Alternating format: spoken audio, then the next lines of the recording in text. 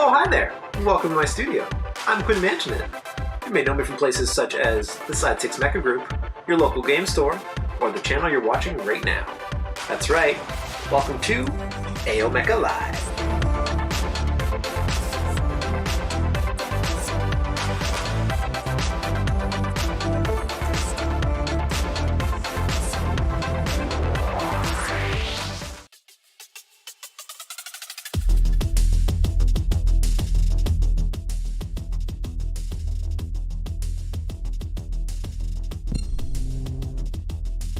Hey, good evening everyone. Welcome to another episode of AO Mecha Live. My name is Ariel, and tonight we have a feature builder episode starring one of my close friends here in Toronto, Quinlan Mantynen. It's so tricky. We had a conversation about it too. How do you pronounce it? But anyways, Q-Mant is joining us tonight. We're going to be talking about hand painting, mecha, some techniques and tools. It's going to be so much fun, and I can't wait to bring him out. But before that, just a couple of updates for you guys. So this week that just passed at AO Mecha Live, we had two kits building in the backlog builder. We had a what's it called? A Sakura Wars kit and a LBX kit this week, and it felt like a lot longer than it should have been, but anyways, both kits are awesome. More pictures from that coming soon in the socials, as well as this Thursday episode 1 dropped for Mecha Pew Pew. Myself and Jonathan, as well as some of our friends, had a quick, I would say even quick, it was a really fun show. It was almost like 2.5 hours long, discussing, how to advance from your straight builds. And there was a lot of really good points, really lots of good techniques from various builders across Canada. So we had NTS, Nicholas Tiada Sanchez, joining us for a bit. We had Tan Wen, we had Nate He, and we had Eric Lee joining us to chat about that. More episodes like that to come. It's going to be Thursdays at 8 p.m. here at the AO Mecha channel. And then, of course, Tuesday, we had a new track for the Audio Ammo playlist. So hopefully you guys had a chance to check that out. All those new contents are available at my YouTube. So check out the YouTube channel at youtube.com/AOMecha. All right, a little bit brief about our guest tonight, local talent here in Toronto. Quinn works at one of the game shop / hobby shop. It's kind of a nice little mix of two called Meeple Mart in Toronto. Very, very knowledgeable. He's also part of the Side 6 Facebook group. So if you guys had a chance to, if you guys haven't had a chance to check it out, facebook.com/groups/side6, and that's a number 6. Check us out. Our community there is awesome, and he's a member of that. And my first interaction with Quinn was maybe just over 2 years ago. And the store is located in a basement, so literally it's an underground kind of like place. Underground? And I was looking for some paints because I was trying to detail up some of my kits. I spoke with him briefly, and off the bat, super knowledgeable, super friendly, and just knows his stuff. So we've had a chance to talk over the last long time now. It feels like almost forever talking with him about the mecha and the supplies, the different types of materials that could be used. And yeah, I asked him to be on the show because I think he has some really good points to share with you guys. Hopefully it'll be fun, entertaining, and lots of lessons and techniques I think are in store for us tonight. Anyways, not to talk too much about me and myself and I'd like to bring out Quinn. Maybe let's say hi to him. Hey, Quinn. Hey, how's it going? Hey, welcome to the show. How are you? Doing great. Awesome. Well, tonight I think we have a really good show for our folks here. But before we get too far into it, I just want to say hi to everybody that's just joining us over at YouTube. We see Choco Falcon, we have NTS, Nicholas Tiada Sanchez joining us for a bit. We have Ben Voigt also, and Brendan. Hey, what's up, guys? We have Lawrence Retiro saying hello as well. Yeah, I think that people are going to slowly start coming in. Let's see, over at Twitch, we're simulcasting also at Twitch, guys. We have Gem Wolf Twitch user. We have Riot, our friend over there in the West. We have, Josh is here from Barrie. How's it going, Josh? Good evening. And Rani, sorry, was being persistent with my question with Pew Pew. Oh man, it's all good. Be more persistent with the questions here, guys. If you have any questions for us in the show, feel free to drop it in the chat, and we will try to facilitate that for you guys. But anyways, Quinn, why don't we kick this off? How are you doing tonight, man? I am doing fantastic. Yeah. Nice.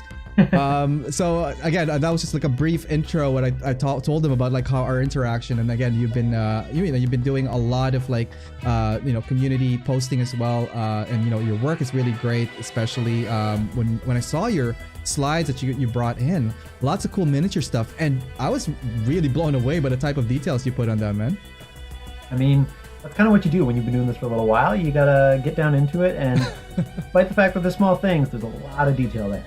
Awesome, and Quinn loves to play with small things. Now, for those people who might not know you as well and would like to get a little bit of more background to you, do you mind telling us a little bit about yourself, maybe your background in art, and your hobby, be it miniature and more recently in the mecha scene, right? Yes, for sure. I mean, I've been building since I was very young. Started Lego and build our way up from there. You progress from there into model kits. Back in my hometown Kitchener, I picked up into miniature games, so Warhammer and War Machine and a variety of those. And I actually started working at a local game store down there, Phoenix Games and Hobbies. Oh, cool. The owner there was really kind, so I got really deep into that scene, and that's where I sort of picked up most of my painting knowledge starting off. Nice. Got really into there. And then when I came into Toronto, I found the local store here and started moving into the scene here. And really, it's just kind of taken off from there. Like, started with miniatures and then moved up onto larger scale stuff, and really got deep into Mecha a couple of years ago. Right on. A totally different scale is really, really cool. And we have a lot of like some of your samples and miniatures on deck. So do you what drew you into miniature painting and what drew you to Mecha, if you don't mind me asking? Yeah, like I've been kind of into art for a while, so I did a lot of drawing. I actually went to school. That's what brought me to Toronto here. I went to OCAD for industrial design. Okay. Sort of looking at that process from an industry sort of standpoint, and how you can sort of make your way in there. And then like when I started building the actual model kits themselves, the design is what really took it for me. Like absolutely blew me away on the way that Bandai works their process from beginning to finish. Right on. Tying that in with my work is kind of everything I want to do. Also, you mentioned you worked in various hobby and I guess miniature gaming tabletop game stores. Did you find that there's a lot of like people that are into mecha, or vice versa, that are like into mecha but into miniature? Like, what's the trend like in that scene? Yeah, I mean, like it's a huge mix of people, because you get people coming in from like casual board gamers who have touched on a little bit of stuff. People who are deep into mecha and anime coming in and finding miniature painting and stuff for the first time, where they can transfer their skills over to something a little smaller and then actually play a game with it, which is really cool. Right. And it goes the other way as well. You've got people who are in the miniatures, really enjoy that painting and building and want to get into the nitty gritty of it, and then go to mecha and like find a whole new world where they can do dioramas and build something more complex than they ever imagined. Awesome. Yeah, and that's absolutely something that I could relate with, because like when I was going to the store for the first time, the hobby, I didn't even know if it was a game store or a hobby shop, because there was like a nice blurred line there where some of the materials are transferable. We're looking at some brands, for example, Tamiya and Citadel are in the same kind of aisle, and you're like, wait a minute, this is for miniature, but this is also for like Gundam and Gunpla and Plamo stuff. And I'm like, oh, cool. All right. And I remember like our first conversations kind of like, hey, I need help with paint. Do you know paint? And you're like, absolutely. I've done paint for a little bit. Yeah, I know paint. I know some of those paint. Pizza Cat here saying, yes, Quinn, work king. There you go. You're getting some praise from some of your fans, fellow fans. They're probably going to like totally ring you in the next couple of days. It's going to be awesome. Gunpla Rotzi just joining us as well. Chris over at Atlanta. So why don't we go dive into it? I think we have some really cool stuff to share with everybody tonight. So we spoke about your involvement with miniature and tabletop gaming.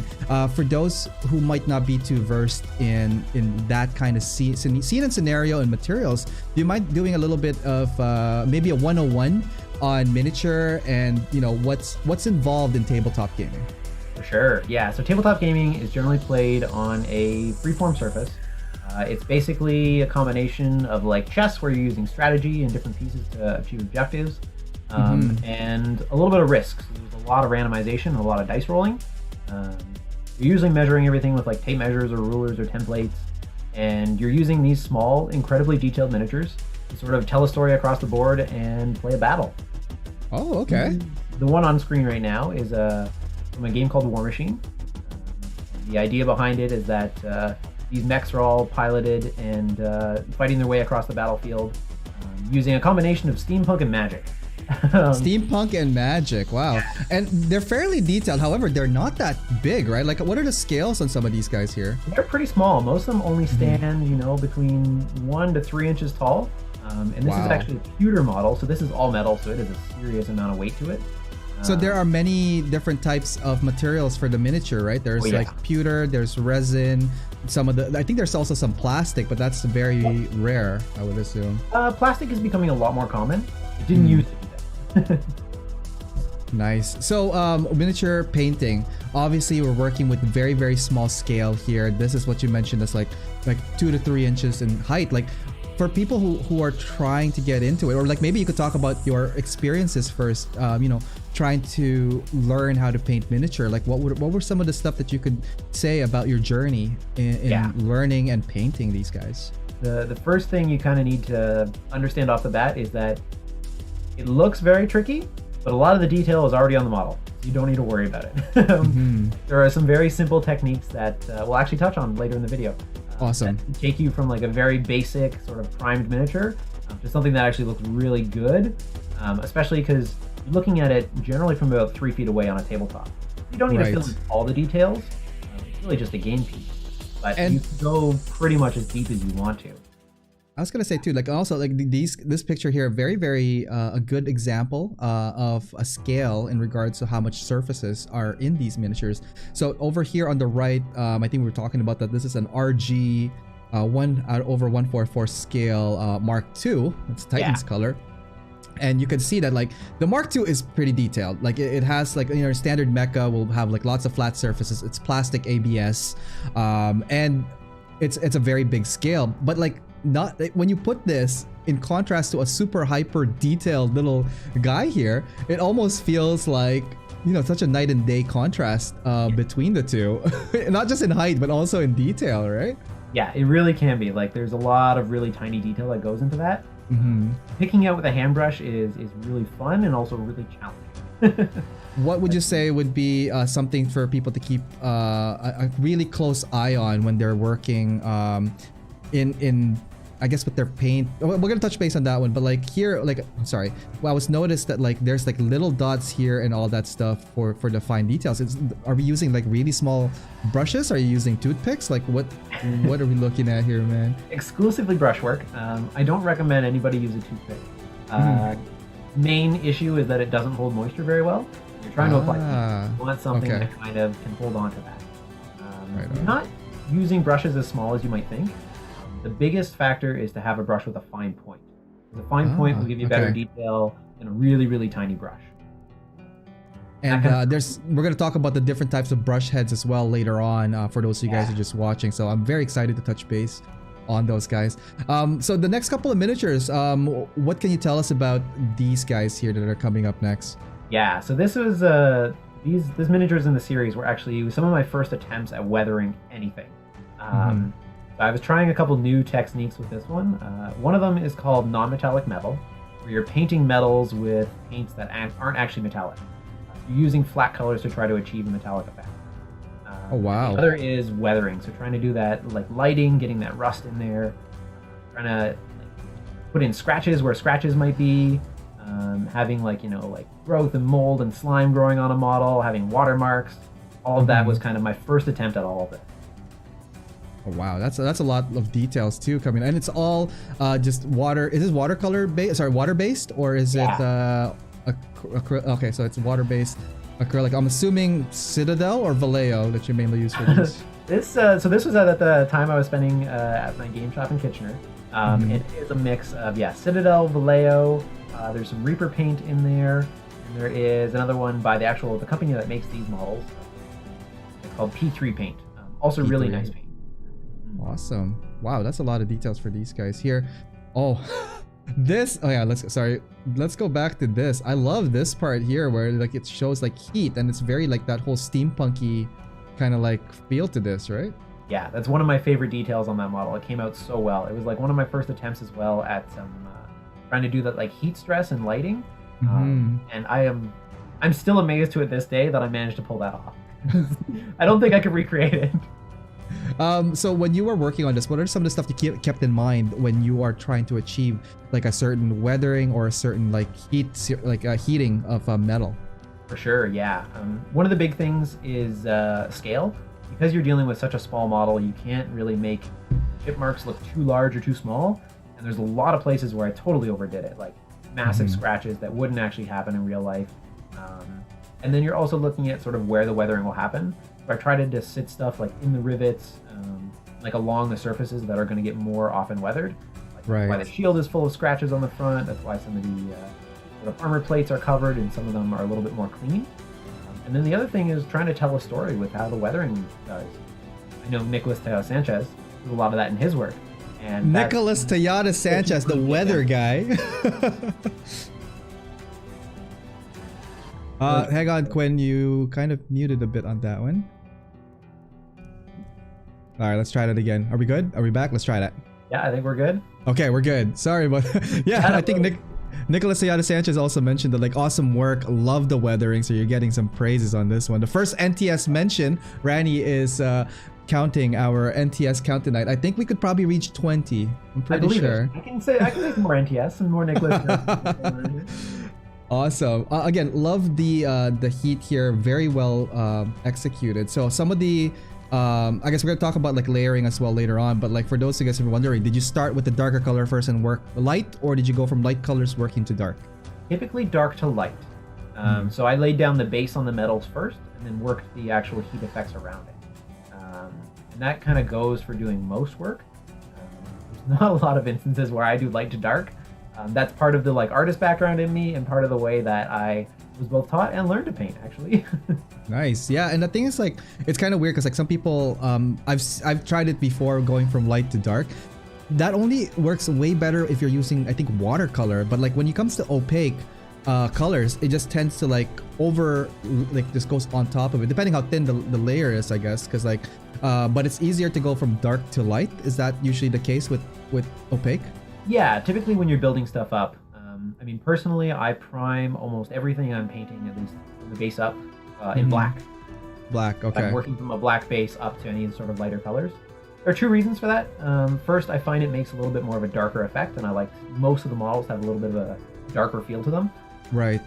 That has been a detriment in some cases, and we'll see that in some later slides. But also because if you miss a small part of a model or something like that, or you miss a small detail, it's a little black speck, no one's going to notice it.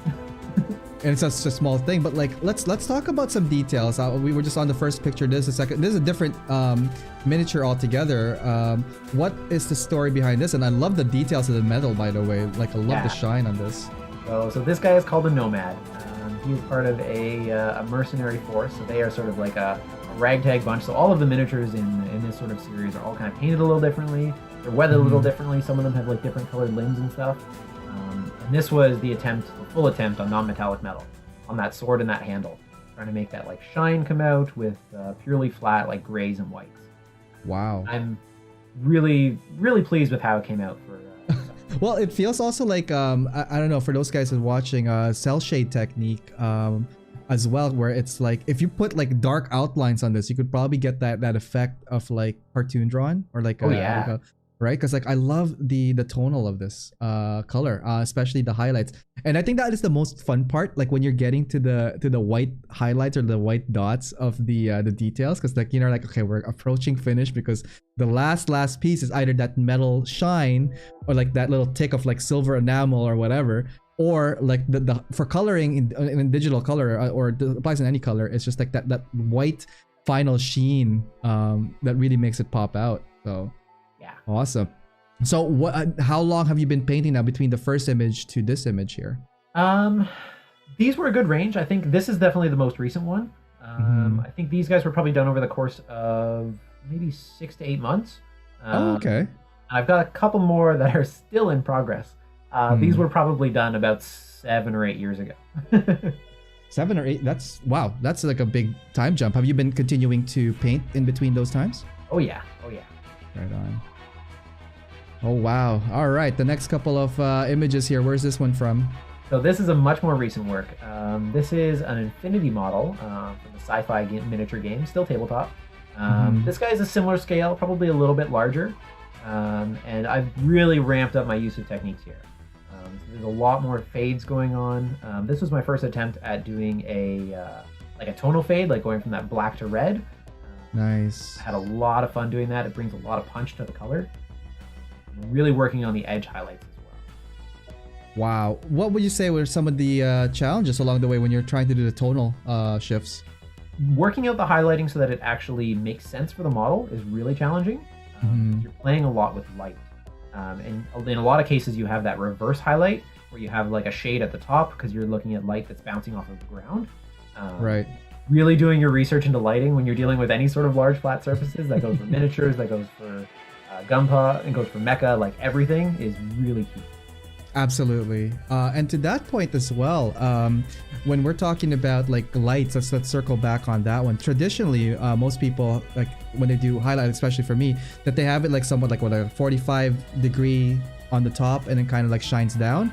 Or is there like, let's get like more of a general rule, or is there a different general rule when you're applying light to figures? Yeah, typically you're looking at like top-down lighting. Because you're generally like on a tabletop surface and you have top-down lighting, that's generally what you're playing off of. Right, okay. I have seen some really amazing examples where people are using like pinpoint light sources. So you'll have like, a light that's coming up from like a 45-degree angle from the bottom or coming down a shadow, or you're dealing with light surfaces on the model themselves. But for tabletop gaming, you're typically dealing with like a top-down light. Right on. And I've seen some examples, and I don't know if this is your technique or anything. I'm kind of curious about it. Sometimes when they do airbrush first or like a spray can first to give that initial color coat or initial highlight, is that something that you do, or do you like went ahead and after you primed, hand painted from dark to light with your highlights? Yeah, so I hand paint everything. I'm a masochist like that, and I don't do anything with airbrush really, or any of that spray painting technique, which is called zenithal highlighting. Right. We're sort of going with that light base over top. No, I go straight from the black base all the way up to everything. Yeah. Wow, that's some dedication, my friend. Especially when you're painting white, it gets painful. Let's talk about some of the details here. Again, coming in here with the finer, I'm assuming this is going to be a fine brush to get all these like colors in here, but like when selecting color scheme, like do you tend to do research? Is this accurate to a specific group, or like is this something like your personal preference in colors? Yeah, so this is a play off of the actual box art for the model. It's from a combined army alien force. So like the hand painted sort of symbols on the shield there are all taken sort of directly from the model. The color scheme is a rough variation. I did the reds a lot deeper because I find it would come like across with a little bit more of a sinister effect. Right. Really, really enjoyed that. But the orange is this sorry, question. Is this a power suit or is it a mecha? I'm trying to get a reference of like how big this thing is. So this is a piloted suit, which would qualify as a mecha. Okay.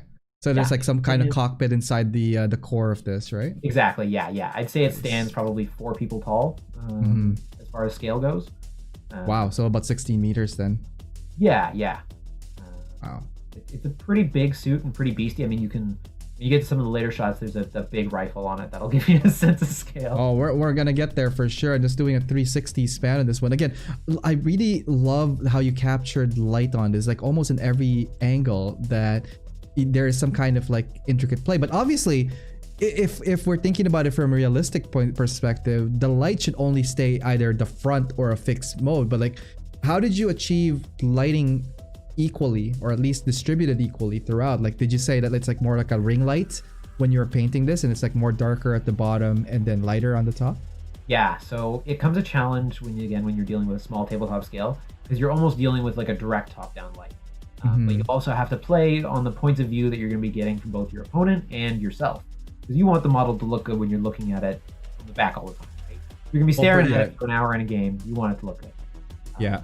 You're sort of playing off the lighting in the way that you're going to see it and the way that your opponent is going to see it. Which means that the lighting is pretty consistent, unless you want like a showpiece, where you can do that sort of pinpoint lighting.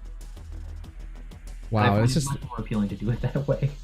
Yeah, I know. And again, very, very new to miniature. I think I only have like a handful of miniature that I've tried to start painting, but and they're more like characters, but I think it's very inspirational, number one, to see these mecha, or more like on the power armor mecha side painted, because it is so cool. I love that, like, it feels metallic. It feels like there's weight to it. What would people need to know or keep in mind to get that feeling, to have that weight and feel that weight when you're looking at something that's so small?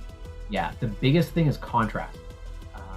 Because you're looking at it from so far away, you want that build up from blacks, lights, very present in the models. You're going to kind of blow out a lot of colors that you wouldn't typically do in real life when you're painting a full-size car or something like that.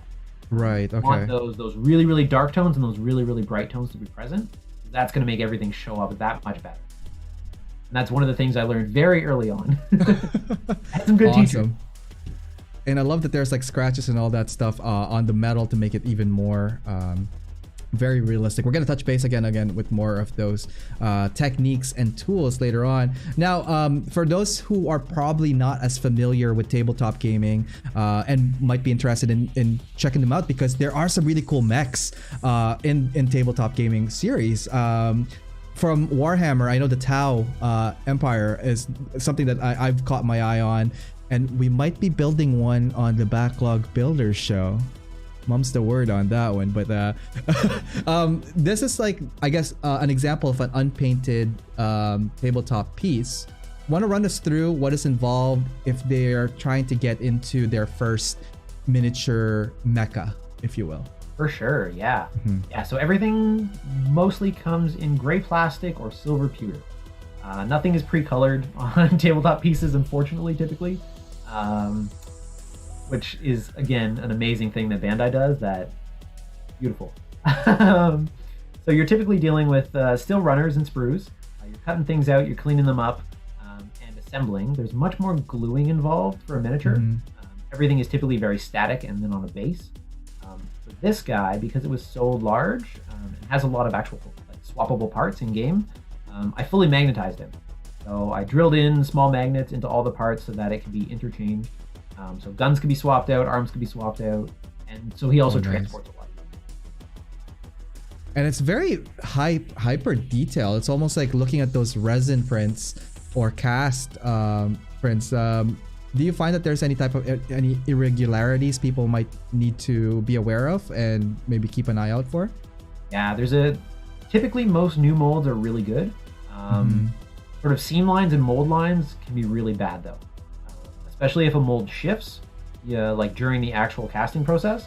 You'll have a big seam line that's running down sort of the center of something.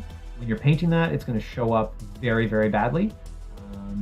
There's not a lot of like part separation that you get in Mecha, but those mold lines can be really, really bad.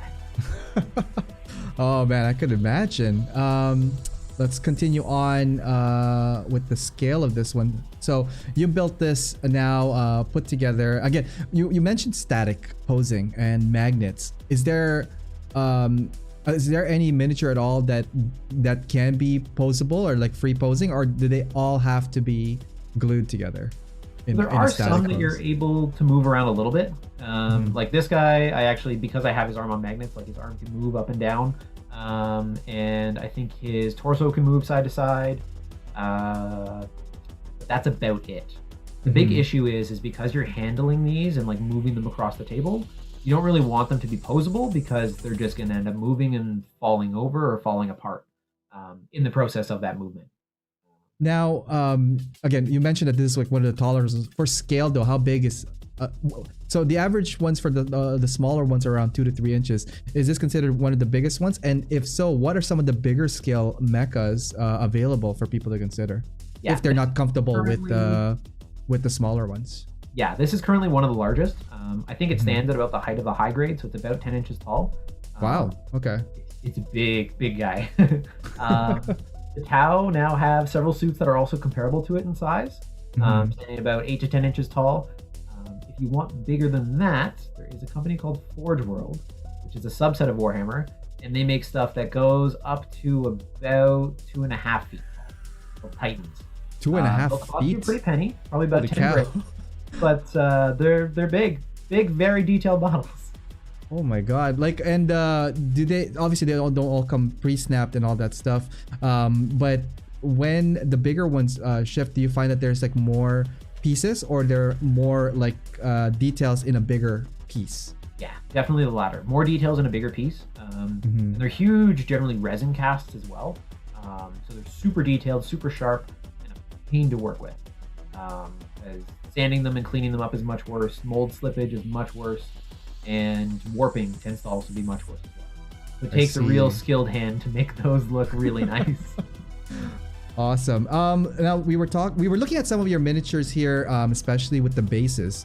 Very awesome, like mini bases, just to give, I guess, a little bit of like story or life, or I guess scenario for these guys here. And typically bases are required because they can't stand on their own, correct?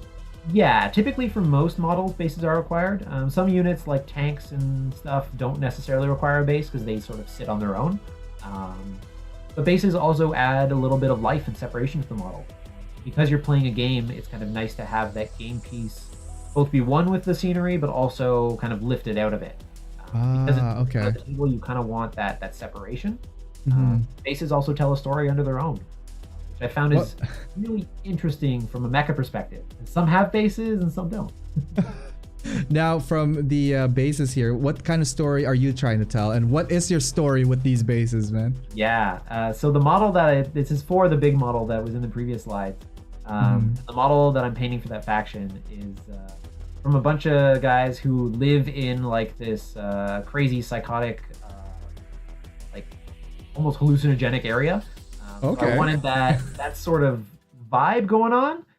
And I was also pulling in a lot of Tron themes at the time. So that's where all the flat lines are coming from. Tron themes. Oh yeah, Tron is an awesome. Wait, old school Tron or the new age Tron? Oh, come on, old school, of course. The fact that Daft Punk killed that soundtrack. Awesome. Oh man, I gotta rewatch that movie. I haven't seen that in a while. So all of these are hand painted, from what I could tell. Is it the same paint that you were using prior to that, or is there a different method that you used on this one? Like, I've seen also like those pencil crayons that was used with acrylic. Is that something that you have used before with these? It's something I used a little bit later, but I didn't. This is all just hand painted. I did actually draw all the lines on beforehand, just to make sure that they're like straight, so I have something to follow. Yeah, pencil can work magic on plastic. That's right. Now, something very, very colorful here. The next couple of slides are from an awesome piece. Like, they're very, very wowed with this one. What can you tell us about the next couple of slides here, man? Yeah, so this is the finished work. It is from a faction of Warhammer called the Harlequins. And they are basically an evil clown faction that dazzle you with bright colors. My God, this thing is just like jumping at us. Yeah. So this went for like a crazy dazzle pattern. I used so many different sort of techniques to make this happen. A lot of pencil work to sort of line things up, a lot of grid work to make all the diamonds work, and then a lot of brush fades and layering to make all those nice smooth transitions happen. Did you do like typically with gunpla and like the bigger scale mecha, we tend to like use masking, like using tape and all that stuff to do some panel separation or color separation. Is that something that you have worked on this particular piece, or how did you like stay within the borders and get all these like different intricate designs onto this? Yeah, on this piece it was all just a lot of fine brushwork. I masked a couple parts. There's a couple parts on the feet that I masked because I wanted to do some different spraying. But other than that, everything was just pure brushwork separation. Oh wow, that's really cool. So question here from Twitch from Rani, really interesting miniatures. Is kit bashing also possible in these miniatures? I guess that what he's probably asking is like, can you kit bash Gundam parts with miniatures, or have you seen that done before in other projects? 100% you can, and yes, I have seen it done. Actually, if you look at Ariel's Natchin challenge from last year. Oh my God, I'm glad you remembered. So let's put that context in that story. So let's swing it back. Let's have a quick chat here. So last year, USA Gundam Store had a Natchin contest. It's a nice little. The kit is literally like probably this big. and it was at 1/100 scale. So that means the figure was like almost half of it. And I was looking at details, and I wanted to make it feel it's small enough to make it feel like a miniature. And I called Quinn. I'm like, hey, what? Do you have any Warhammer stuff? Hang on, what did I say? Hey, I know you do some Warhammer. Do you happen to have any spare parts I could borrow? And he goes, yeah, sure, man. So we met up for lunch, and we had lunch, and then he's there with a backpack.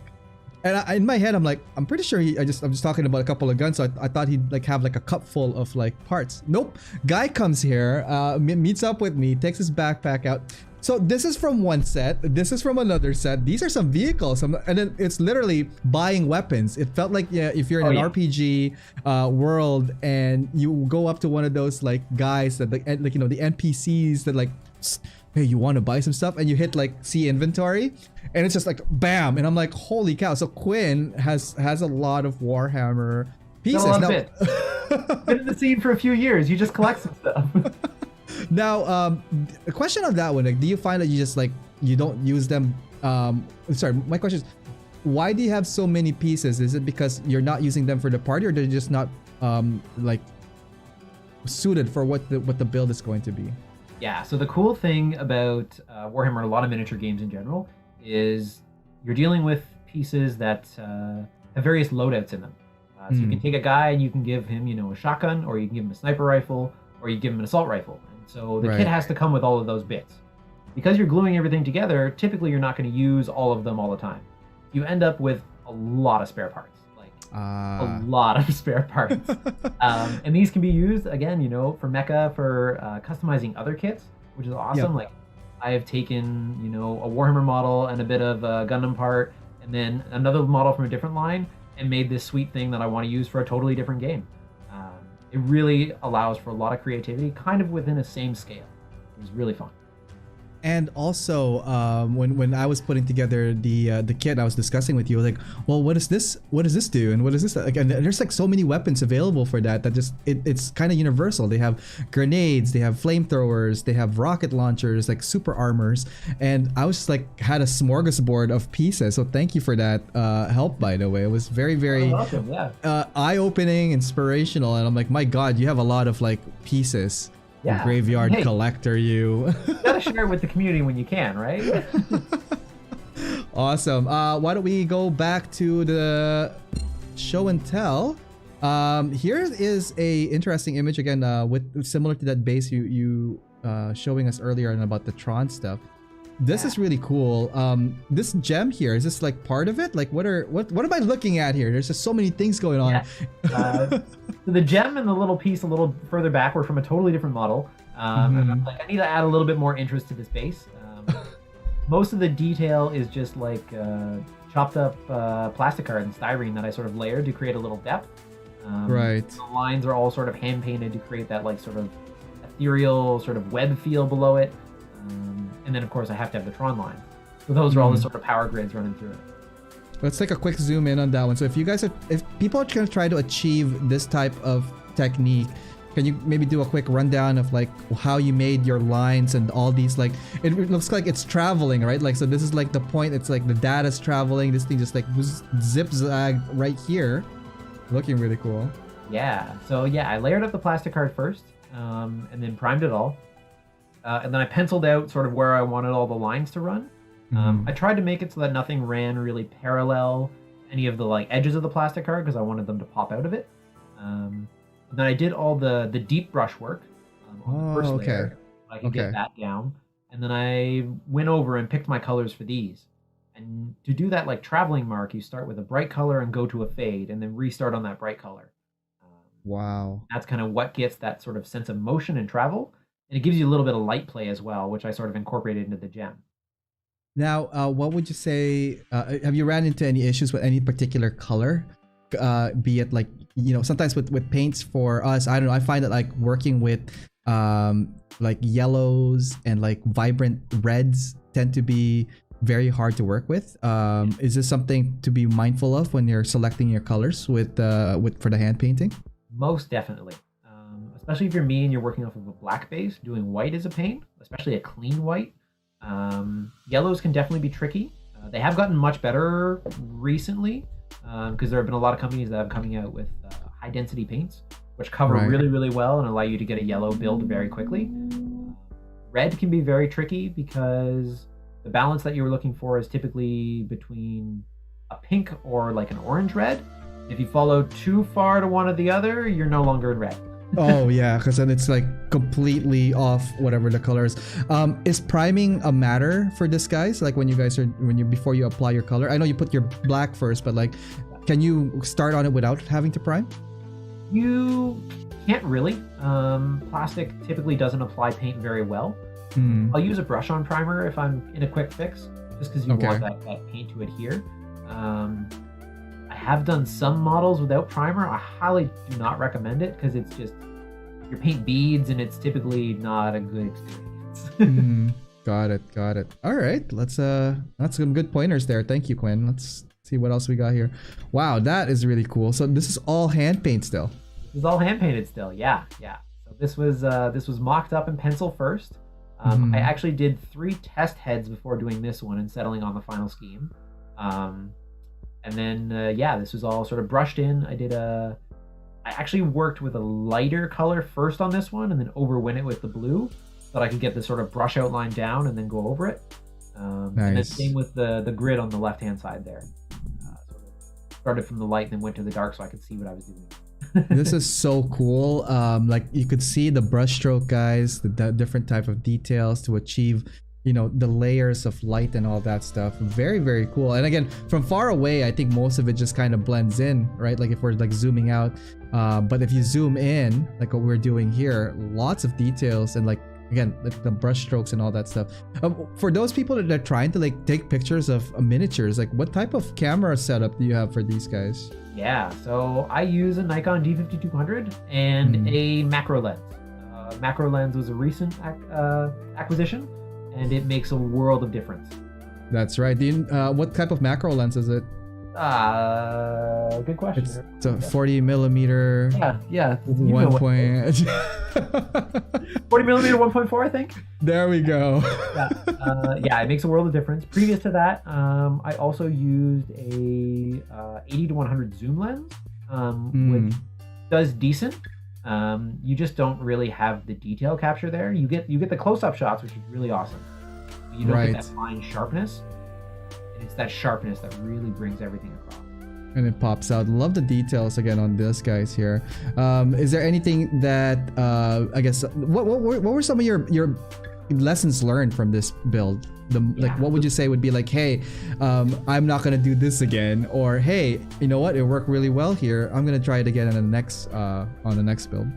Yeah, I was very impressed with how the gemstones worked out, especially with the gloss coat on them. First time really trying that, and it worked out very well. Hand painting large flat surfaces and getting even blends is a nightmare. I don't recommend it for anybody unless you want to go through a torturous process. It can be relaxing at points, but it's tough. It's very tough. This was really a challenge for myself to see how many colors I could pull off and make it still look cohesive. So there were a lot of points where I'm staring, looking at the model, being like, okay, I have this section done, I have this section done. What needs to go in there to fill the color gap? Right. There's a challenge to make sure that there's not like too much heaviness and weight on one color in one spot. And then the vice versa, where you don't have a spot that looks too barren. So the black frame and sort of the white parts are kind of to do that separation from colors. And that was a real challenge. A lot of moments of just sitting and staring and be like, nope, that doesn't work. I have to repaint this part. Oh man. And is it easy to take the colors out? That's probably a good question. Say someone who's new into painting it, or painting miniatures, they're using, like say Citadel or Vallejo, like actual water-based acrylics, and say they effed it up. Question on that one would be, would have to factor in what dry time, what type of paint it is, and what type of solution you could take that out with? Yeah. So there are a couple key tips sort of there. The first is to paint on thin in the first place, that if you have to paint it over, it's not that much of an issue. Like, despite the fact that there are a lot of layers of paint on this one, the paint goes on very, very thin. Like, it's mostly thinned down with water, so if I want to repaint this whole thing, all the detail is mostly still there. There are a couple solutions you can use. typical like hardware solution is called Simple Green here in Canada. Okay. It's like a relatively soft detergent. You soak a part in that, and it basically the paint just flakes right off after about 6 to 8 hours. I've done that on quite a few models, and it's good to a degree.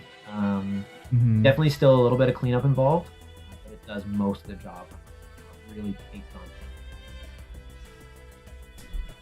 on. Okay, cool. That's really good to know. And is it easier to get rid of the paint with some kind of method, or is it easier, say you mess up and you want to do a recolor, to just like reprime it? Repriming it's probably your best bet. I mean, I'll often just like paint right over a part in general. It really depends on what the part is and how you plan on doing it. Because primer can also add a lot of paint onto it, and that can be an issue sometimes. Wow. Yeah, because like I'm just thinking too. Like I don't. Like I said, I have not had a chance to like fully immerse in the hand painting. I'm still dabbling. Actually, the most I've done is kind of like just enamel, like final dings here and there for the metals, right? Oops, sorry, 1 second, Quinn. I think I accidentally got you out of frame for a second because I was moving some stuff around. Got you back here. No, and the thing is, like, I find that like when I'm working on pieces, like one or two things are gonna happen. If I try to strip the paint because it's plastic, it makes the plastic a little bit brittle when there's like those solutions on it. But this one here being either metal or resin in nature, is it easier? Sorry, how much would a solution affect it, or if any? Yeah, so metal you can go really hard on. Metal you can use like a straight oven degreaser and get rid of everything. Like it'll take a lot. It'll take a beating. Resin is much more finicky. Like I honestly wouldn't use even Simple Green on a resin. Right. Okay. You might just like melt that resin. You really. I recommend a test on anything if you're doing anything experimental. Take a piece you don't care about and drop it in. See what happens. See what happens to it. Awesome. We do have a question here for you. This is from Rani. How do you decide what color or color schemes to use?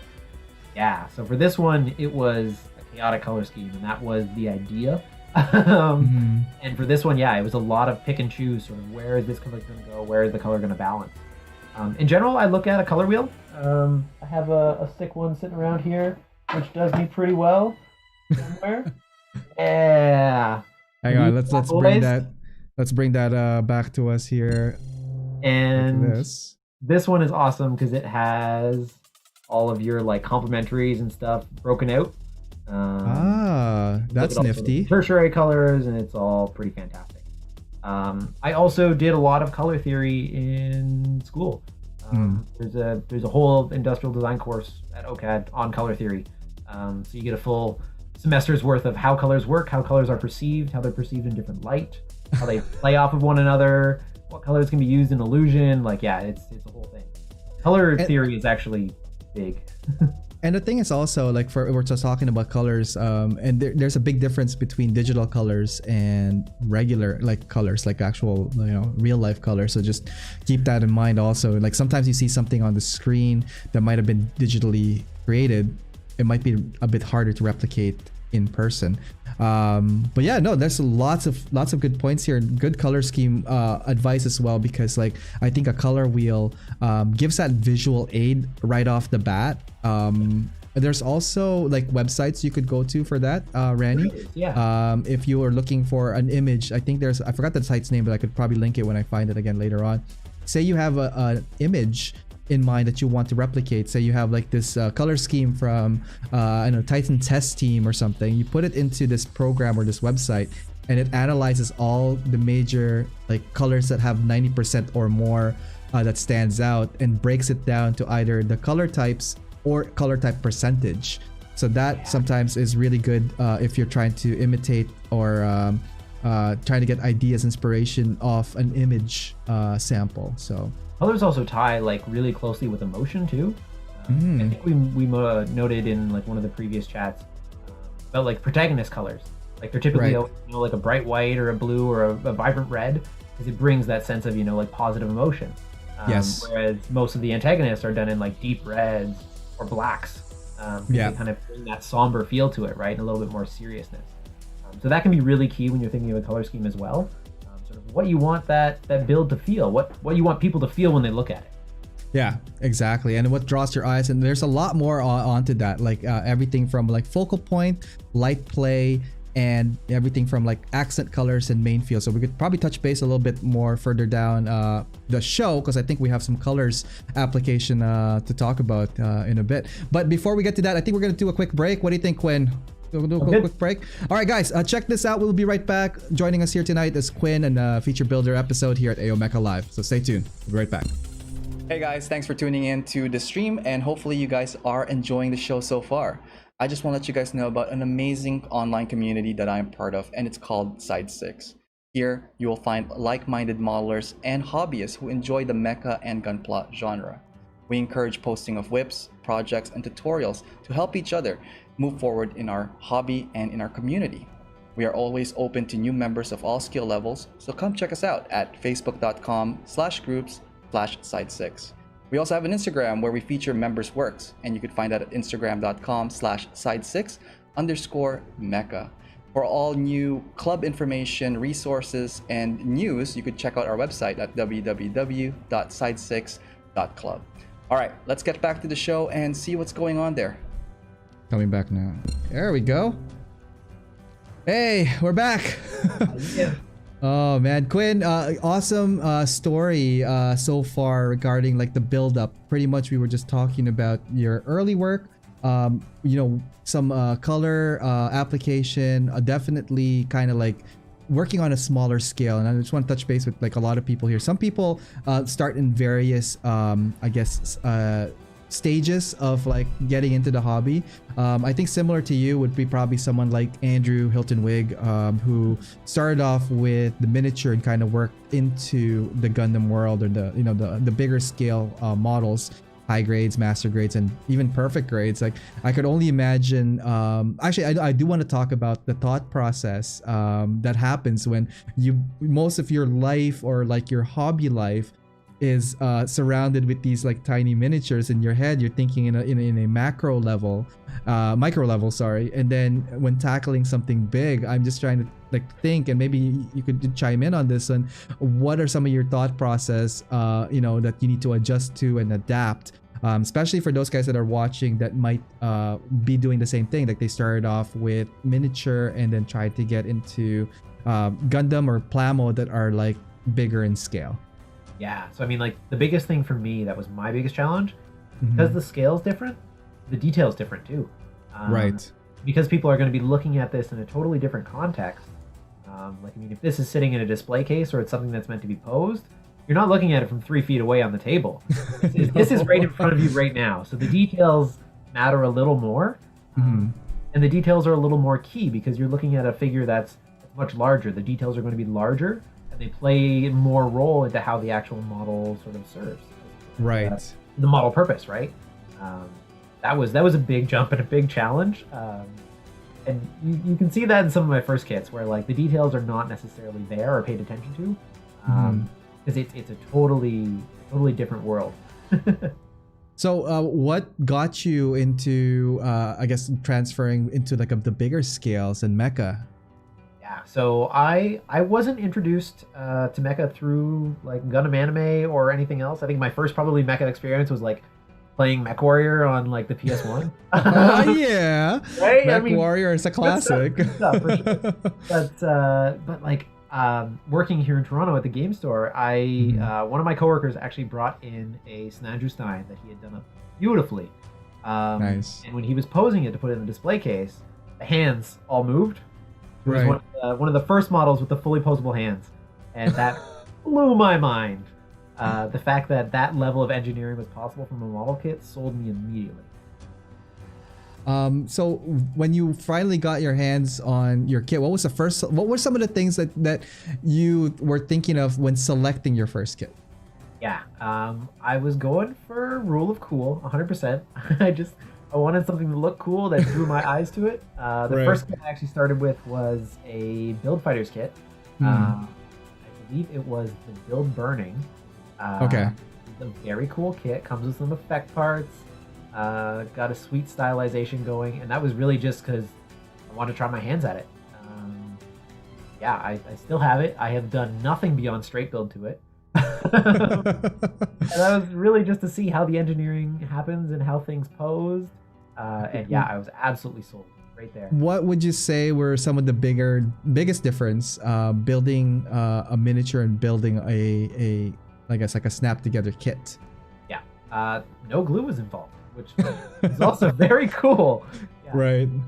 And being able to like cut stuff and just snap it together, and then have it move, have it be posable, and have it stand is a very, very new feeling.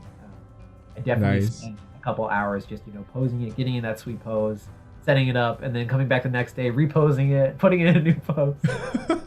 Good times, good times. And then follow-up question to that was like, what would be the similarities between a miniature and like a bigger scale kit, like a plastic kit? The joy of building, 100%. Like that was still there and transferred really, really well. Nice. Still working with those pieces. You're paying attention to the the shape of plastic, the details, the nub works, the sanding. All of those skills are still there. Okay. It's just that satisfaction from a model kit where you can put it and pose it and leave it in spot, and then satisfaction from a miniature where you're gluing it together and you have that model pose. Mm-hmm. You feel like this is how it's gonna be. This is. It's got that weight to it, right? It's got that dynamicism that is just there.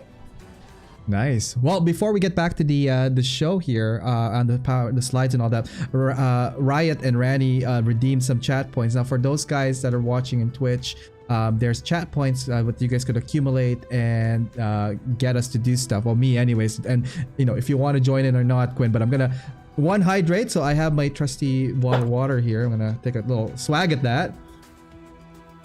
Cheers.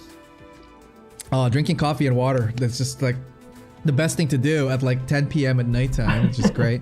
And we're gonna do a little stretch here. That was from Randy, so I'm just gonna do a man. I saw big stretches. Big stretches. Okay. Oh, I think that was needed. That was needed because we're going for something big here. Yeah. Let's talk Gundam and Mecha. Let's continue the journey here. So we're looking at the G05. This is a master grade line. One of the older kits. I personally have not built this. I built the G04 twice now. Just can't get the one up there, eh? Yeah, I just can't get this one. Every time I'm like, oh, I'm gonna get this one. I always lean on the blue one first, buy that. And I'm like, oh, I'll pick up the red later because no one's gonna buy that. I get back to the store, it's like, Quinn, where's the red one? Well, I got it. What? I bought it. It's mine. Awesome. Let's talk Gundam. Let's talk experiences in building model kits. So, how far along have you been building model kits, and what did you think about building a master grade coming out from a miniature background? Yeah. So when I built my first Gundam, which as I mentioned, Build Burning. I had been building miniatures for probably 8 to 10 years. Mm-hmm. A lot of experience in that. This is my very first master grade and my second kit total. Nice. Once I had that kick, I went deep. And this is my first like fully finished kit. This guy is panel lined, matte spray, decaled, all of the above. The big chain gun totally sold me. That's the only reason why I got the G05. I know nothing about it. Is it separate pieces for this? Because like it's been a while since I looked at anything about it. Like for the chain of the ammo chain, it's all separate pieces. It is. Ooh. Yep. On a thick 4-strand wire. It was actually really easy to put together. Right. It's in place very well. It's got good movability. Yeah, it's a fantastic kit. Also, my first run at dry rub decals, which I love. They're so cool. They're like one of the best things that I wish more kits included. Really? So you prefer dry transfer over wet transfer? Yeah, 100%. 100%. Why is that? I think that just the application was so much cleaner. Like you press it on, you do a nice clean sort of like hard rub on it. It just transfers over beautifully. It's got a great finish. Also, if you want to weather it, it's much easier to weather, to pick at, as opposed to a wet transfer decal. And it typically doesn't leave that like edging either. That's true. Directly on the surface. So for people who have not done a lot of dry transfer, I know I haven't done it in like a long time because I keep breaking it. You obviously executed it pretty well. What are some of the tips and procedures on like how to do a dry transfer of these decals? So the first ones were rough. As you mentioned, stuff breaks. And that's because basically pressure isn't applied evenly across the paint. When you're actually putting the dry transfer on, you want to make sure that it stays in one spot first off, and that you're applying pressure evenly all around. So I think I used, beyond my first one, I think it was like a hard a spoon actually to apply pressure. You can buy like plastic tools that are for specifically like dry transferring. Right. Okay. But really anything with a little bit of flex that has that hard surface to get it on there to apply the paint, works so well. So you use a spoon for these guys here. I think I used, what did I use? It was definitely like, I think it was like the back of a paintbrush, like, because it was like rounded surface at the back and I was like trying to do that. But when I peeled it off, like a little piece of it came with it. And I'm like, oh cow, that's not working. I find that having the wider surface helped a lot because it like really spread out the pressure. And then that sort of sharp edge to really get there on the edges and make sure everything applies worked really nice. Right. Yeah, this is also my first attempt at panel lining, which I didn't use with the regular Gundam marker because we didn't have them in at the time. I used it with the brush tip marker, which don't buy the right marker. Don't panel line things. I guess this is definitely like one of those lessons learned images, I'm assuming. Like so for people who are thinking of doing markers, this is like a result of like not getting the right tip or the right cleanup for it. So and we were talking about this before the show, kind of like, so Quinn, what's going on here? Pay attention to your tools. If you treat them well and you get the right stuff, they'll do the same. Yeah, like especially on that ammo canister. I cringed so hard at that. That line is so fuzzy. What's this? Look at this guy right here. Oh man, I love. So guys, this is a setup for the next couple of slides. So we're gonna just stay tuned. We're gonna lose subscribers by the time we get to this. More images here. So things to watch out for when you're like doing this. Again, this is like one of your earlier work, obviously, and we're gonna get more into like bigger, better work. Painting miniature people like this did that felt natural again back to your miniature painting? Coming from a miniature painting background, that was by far the easiest part of Kit. And done with again hand painted acrylics. I tried doing again some of that little brushwork on there because I wanted get an authentic experience. Right. I went over to acrylics. Now that was awesome. Thanks for sharing. Let's talk about this pictures. The next couple of pictures you took or of you are from our community, Side 6. Let's talk about the community and the Gunpla community. Obviously, you working at a store that has some that sells and caters to the community. Do you see what type of growth do you see in the Gunpla community? And what type of trends can you maybe tell us from your perspective in regards to seeing the day-to-day kind of traction of people's, I guess, acquisition of materials or kits? Yeah, it's been really interesting and really rewarding. Like we started carrying a little bit of stuff a couple years ago, and then got a little bit deeper into the community and started figuring things out, and then it just kind of exploded. We now carry a pretty large selection, and I absolutely love the community, and like the community returns the favor, which is really cool. One of the few things in the hobby. Yeah, you got Nicholas Tejada Sanchez over there. What is he doing there? So this is Side 6 community meet. We were at the park. This was like early or late September this year when their lockdown is kind of somewhat semi-lifted, which was a totally bad idea. But we all went to the park and built our park. What being part of the Plamo community, like what can you tell us about like community from your perspective in regards to like the people posting and the type of work you see? Yeah, one of the things I absolutely love about the Plamo community is just the amount of like collaboration and sort of support that everybody gives to basically one another. Like, if you're looking for parts, if you're looking for someone to motivate you to get that next build, if you're looking for some inspiration, everybody's absolutely there for it. And one of the things that I'm really looking forward to is actually going to like a build contest and seeing all of that come to fruition. Because that's, not everybody's building for that. A lot of people are building for, their personal enjoyment, their personal collection, sort of getting their own stuff going. That sense of collaboration and community involvement is there almost at a base level. Right. Yeah. Everybody's like literally building each other up. It's really, really cool. Awesome. And I'm very glad again you were with the community and growing with the community and growing into the hobby. Now, speaking of growing into the hobby, we were just talking about your miniatures. We were talking about your first kind of like dip into Mecha. But the next couple of slides, I think that we're going to see here, Quinn, are some of your, probably I think one of my favorite work to date. And this is the Grimguard. Yeah. This was a deep dive. This is the third kit ever I've built. And this is actually just after I watched the IBO series, which I think was the second actual Gundam anime series that I completed in full. What was the first one again? The first one was Build Fighters. Build Fighters, yeah. That's what sucked me in. Wait till you start watching the UC stuff. It will just I am on Zeta, okay? What I would recommend though, because the upcoming episode this Thursday on Mecha Pew Pew is 0079. Check out the trilogy, the original Gundam 0079 trilogy. I think that will set you in the right path, my friend. Nice.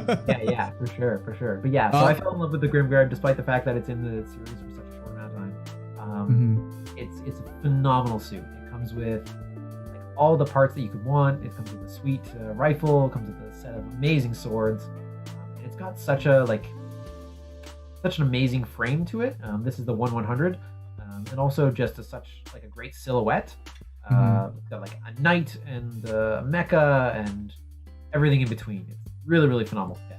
Yeah, I could see this being definitely one of your, I would say, starting go-to platform because it has like that resemblance of like the previous mechs on what you worked on in a smaller scale.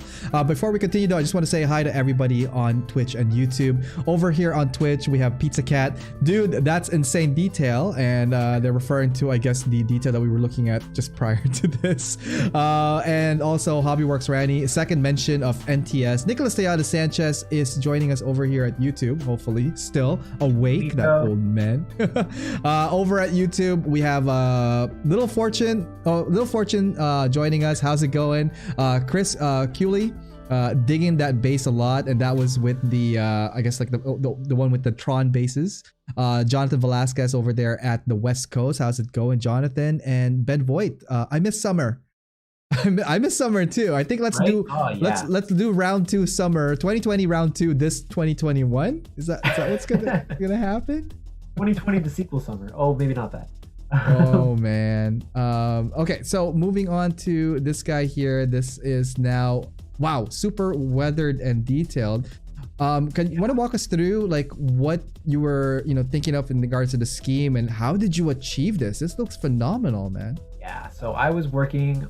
My concept for this was that basically after the Grimguard is abandoned, it's picked up by Tekken and recolored in their sort of style. I wanted to go with like that warm brown tone, but they don't have the means to fully fix up this suit. It's seen a lot, so it is beaten. It is completely beaten. And really the idea for this one, this was my first time doing weathering on this scale, right? So I really wanted to get into it, and to really tell a story with all the pieces. Which is something that, like Tim mentioned on the stream a few weeks ago. You want to get in, treat each piece as its own sort of individual work, and tell the story through that piece. Right. Again, through Nicholas Tejada Sanchez and his weathering, how he does things and he works everything as sort of a cohesive unit. It sort of brought it all together for me. And it's funny because I learned all that stuff after doing this. So now for my next one, I've got a much better basis to go on. Wow. Want to walk us through some of the key highlights that like you focused on when you were working on this project? Yeah. So I knew I wanted to do a lot of weathering and rusting and playing off that yellow color. And I also wanted to work with metals, which I also hadn't done on a really large scale. So having to work the frame into metallics, working into those swords, and then trying to work with weathering those metals as well. Wow. There's a lot of different sort of basic techniques used in here, and then some more complex stuff just taken to a very, very intense degree. I definitely want to talk about the armor and detailing up the armor. Very, very well executed. And this is something, again, the style of this one is not common to a lot of what I've seen in regards to mecha application. And it's usually, if I do see this, something that is, everybody has like that whole fantasy or miniature background. So like, can you walk us through to, like how did you achieve certain, I guess, rust effects and like the scratches here on the metal effects? 'Cause I don't think you scratched it at all. These are all like light play, aren't they? Yes. There is no actual physical deformities to the kit. Wow. Yeah, so this is all painted on the surface of the armor plate.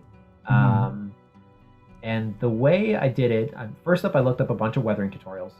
Right. If you're gonna try anything new, do a little bit of research, take your time, and then just experiment and explore.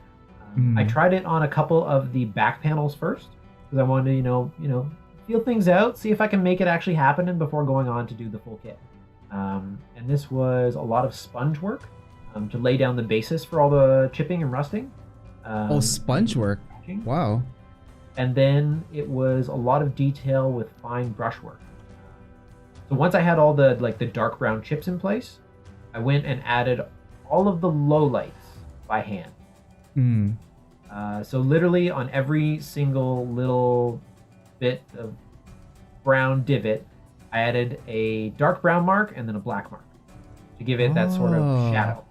Okay. And then for the highlight here, like to give it the opposite one, it's just a lighter. Did you put white on the yellow or?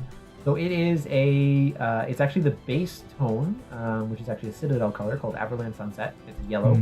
And then that mixed with 50% white, just to give it that extra punch. And that's what makes everything sort of stand out of the model. The fact that it has that low light and that highlight built into every chip. Nice. And then looking at here, like the chipping of the metal here, like what was your base, and then what did you use to get that metallic chip? Yeah, so that's a straight black primer. And then I did a little bit of highlighting on the actual black, and then went to town with some metallics and gunmetal. So I did a metallic to sort of get that low light again, and then a very bright metallic to get that highlight. Blacks in between where I wanted a little bit more separation. Wow, that is really, really impressive. I really love the different type of like light play, and knowing the fact that there's no dents at all on this makes it even more amazing, because I thought, like, I remember seeing this at the store, but like obviously it's behind glass, so I can't really like physically touch it, and I wanted to like hug it. But it looks really, really cool and well executed. I got a couple more questions on you, but we do have some questions over at Twitch here. A couple of things here. This Grim is full hand paint. Yes, that is correct. Like, did you do any spray at all on this? So I spray coated the base colors. So the base yellow brown is sprayed on. It is the Citadel Averland Sunset spray. Okay. The metallics are sprayed on. They were a Citadel Lead Belcher, which is like a metallic spray. Right. Okay. And obviously the blacks are sprayed as well. Nice. So the other question here is, do you full assemble the gunpla and paint after? I did a full assembly just to see how it would actually assemble. I wanted to know how it would actually work before doing it. I then took all of the armor parts off and separated out the inner frame, and then sprayed that, and then realized that the whole kit moves, so I had to repose everything and then spray it again. Wow. So there's like back and forth. Yeah. No, we know that song and dance all too well. I tend to build mine first, spray it like with primer at the most. I build it first, take it apart, spray it with primer, build it up together again to see where there's any type of like either I need to sand it down or add some putty into it because I dug in way too deep. Yeah. And then put it back in. So there's many ways to do it, and I know some people paint directly and then assemble. Looking at you, Nico. So he would do like per piece, and then he would paint it and then slap it together for his builds. I've seen him do that, but like I don't know what his current style is right now. From Riot, I had to is when I was doing the frame as well. After I sprayed it, I then applied a wash to it. that's a very traditional miniature technique. Right. Sort of add a little bit of depth to it. In this case, I was going after like oil effects, like spatter and different staining had happened to it. And that, of course, locked up a whole bunch of pieces. And I had to like literally break them almost to get them to move again. Not fun. Well, speaking of fun, like I was gonna say too, that like scratches and dents, did you find that like that was also happening when you were, putting this together or like painting it? One of the beautiful things about the Citadel primers in particular is they're really hardy. They're a hardy lacquer acrylic primer, and they rarely ever scratch. Do you have to top coat that, or like? It is actually not top coated. Yeah, Wow. which is bonkers, and I have to get around to doing it at some point. But so far, no damage. Wow. Just a couple of comments here from Riot. The weathering looks amazing. Thank you for that. Let's see here. From Ben Voigt, good work. Great work with highlights. Gives it so much depth. From Mike Silbor, any tips for using Tamiya Weathering Master? I want to do light shadows in armor pieces and panel lines. Ooh, Yeah. that's a good question. What's your take on that one? So Quinn? the Weathering Master is actually something that I've been meaning to try out myself. I haven't used much of it. I've used some charcoal and some like dry pigment and pastel before. Right. The biggest thing that I would take away from it is you want to apply and then remove. Apply you and then wanna remove? Apply stuff where you want the pigment to move, and then remove stuff where you want those highlights to be. So there's a little bit of a reduction technique as well as an application. At least that's what I'm gonna think, and that's what I'm gonna try out. Okay, let's continue on here. Again, just a couple of zoom in on this one. Guys, like this is mad painting work right here to achieve this crazy look. And again, shadow play, like we were just talking about, like having that dark outline to give it that extra. Now, did you just follow the crack? Is that what's happening? Yeah, Like when you're doing basically that? I followed the lines that the sponges had made. Picked a level of like chip that I wanted to apply things to because I couldn't apply it to everything. My brushes Right. don't go fine, unfortunately. And then went like deeper on the deeper ones, and then stayed shallow on some of the more shallow ones to give it that depth. Okay, got it. Wow, it's still looking good. And let's take a look at the arm real quick here. Again, like the more tinier they are, like the more chaotic as well they seem to appear, but it looks pretty cool. Nice. Okay, cool. Pull it back here. Let's go to the next couple of slides here. What's going on with the head? There's like a little nice light piece going on there. It is, yeah. So I mean, coming from a miniature background, everything is painted. So I painted the eye lens as well. So it's got a little bit of a glow Wait, effect. that's paint? Oh, I thought that was a sticker inside that. Man, that's paint. That is blue Wow. paint. A lot of white paint. Oh man, that looks awesome. Again, like similar pattern in regards to like, application of that light and dark to give it that like I guess 3D effect. That's what I was getting at. Nice. Holy cow, let's just take a look at the crotch section here. Bam.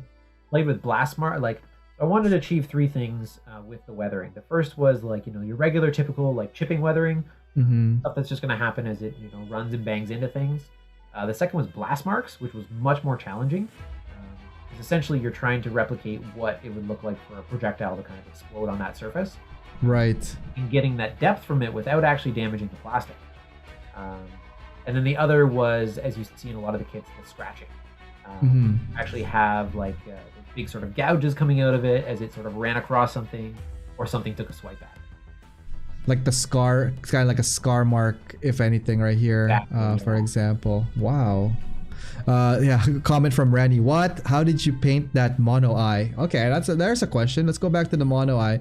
Can you do a quick 101 on how to get that like lens effect? Yeah. So it's a typical kind of glow effect. You want to start with a darker color on the outside and work your way basically to a brighter color in the middle. You want to stay in the same tonal range, and you want to stay away from white until the very end. Because if you add too much white, it's going to wash out, and you want that high contrast. That white is kind of like your little sort of lens of life. You can go a little further too and create a glow effect around it.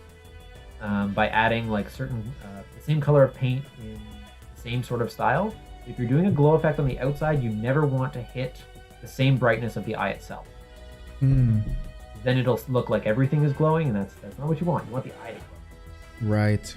Wow, that looks really cool. Again, you could do this in multiple colors. It doesn't have to be blue. You could start with like green or red or whatever. But the key material here is the white paint, and it's a build up for that. Like you have to keep like light, and then like maybe some of the following ones at like 50 to 70% blast, or just keep So I'm starting like from a dark, and then you get up to that really, really bright. Again, you want that contrast, so you're starting with like your regular blue, probably 50% black, and you build your way up to white very quickly towards the center. Nice. All right, so hopefully that helped you guys with getting that. I want to see you guys give it a try. Tag us when you do give your lenses a shot with like hand painting. That's I'd like to see what type of cool stuff you guys come up with. I think Quinn too would like to see what's going on with that. I'm gonna forward on because like I think we have seen kind of like a good chunk of like there's a lot to see here. Like if you guys get a chance, check it's in your Instagram, I'm assuming. It right? is, yeah, and I'll upload some detail shots as well. Awesome. I've got a lot more of with the new lens setup I've got. The new macro lens looking. Yeah. I wish I had a macro lens. I had to let mine go. Man, that's such a shame, Ariel. I know. Somebody else needs to upload their shots. That's what's happening. There, you gotta share the love. Here is the final kind of like overview of this amazing piece. And seeing it in person, guys, is exactly what you're seeing here. It looks amazing. Quinn, well done on this one. A couple of things. I just do want to ask you, what would you say is your greatest memory from building this kit? Honestly, achieving this pose right here. I love this kit for the posability alone. The balance and the amount of like. Oh, there's no stand. No, there's no stand. That's freestanding. That's a one-legged stand freestanding. Yeah, the Grimgird is amazing. Wow, that is pretty cool. It's really fun kit to pose. The care I took with each armor panel was really fun and like almost a meditative experience. If you haven't gone to that level of detail or like paid attention to every single component of a model, it's worth doing at least once. Right. To see how far you can push yourself. It's a good challenge for sure. Nice. Ariel, look up a macro extension tubes. Oh, okay. That's for the lenses, I'm assuming. That sounds like a lensy thing. Awesome. And if you could tell us like maybe one of your biggest lessons learned from this one here. When you're painting a frame or when you're doing any sort of model work with something that moves, you have to pay attention to joints much more than you do everything else. And to how your paint is actually going to dry. So again, when I was doing that wash, it was a very heavy wash. So I actually had stuff pooling inside joints. And when I went to move them, you get cracks, you get chips, and some of them are just actually locked in place. Right. I actually have to go through and like cut the joint out to make it work again. Definitely. Oh wow. Did it get this like it got lodged or did it? Yeah. So the paint was very liquid, so it actually dried and locked the joint up. Yeah. Wow, that sucks. So guys, keep that in mind. Working on your inner frames, locking, but also achieving this is doable, guys, with like patience and practice from the sounds of it. Again, use lots of examples. It's a good chance for you guys to test out how to do play with lights in a 2D surface. I think this is a really cool style, Quinn, and you totally nailed like a very unique take. I don't think I've ever seen anything like this on this particular frame before. And model kit, so good job on that, man. Let's see here. Do you want to take a break and then come back to tools, or should we just continue the tools for a bit? We can do a bit of tools. Still a bit of tools. Okay, up next, as we mentioned earlier on today, we're going to be talking about some tools of the trade. So what do we have here, Quinn? What's our lessons plans here? We've got knife blades to start. Knife blades are basically the core backbone to any builder, I find at least. The hobby knife is essential. There are a lot of different blades you can use out there. There are two main types of blades I use. One of them is on the far left there. It's that sort of slightly lower bevel blade. And then the one is right beside it that we're all familiar with, which is the very, traditional pointy tip X-Acto blade. Mm-hmm. The worst thing to happen to a blade is that broken tip. Yes, I was gonna say you have a little used broken tip here on your sword. Right. That's game over. That's a dead blade. Yep. Well, no, not. Ooh. So I am a big proponent of reusing and making the most out of my tools as possible. Okay, I'm intrigued. I did not know where this is going, actually. Yeah. If you go to the middle blade there, zoom in on the end of that tip, you can see that it's kind of beveled. So when you have a broken tip, and actually even before you have it, you can bevel the tip to make it much stronger. So that way it actually doesn't break and your blade will last a lot longer. And that's why you cut it right here, right? Like this is Exactly. the bevel you're talking about? Nice. You save yourself the tip and you keep it sharp for much longer. Also makes it much better to cut through thick plastic. That tip's not going to break on you. And before we get further into it, Mr. Haas, the Haasmeister here, is asking how many paint hours in that last model, the Grimgird? A lot. Probably close to 40 maybe. Wow. Yeah, it was a long time painting it. I probably did it over the course of 6 months.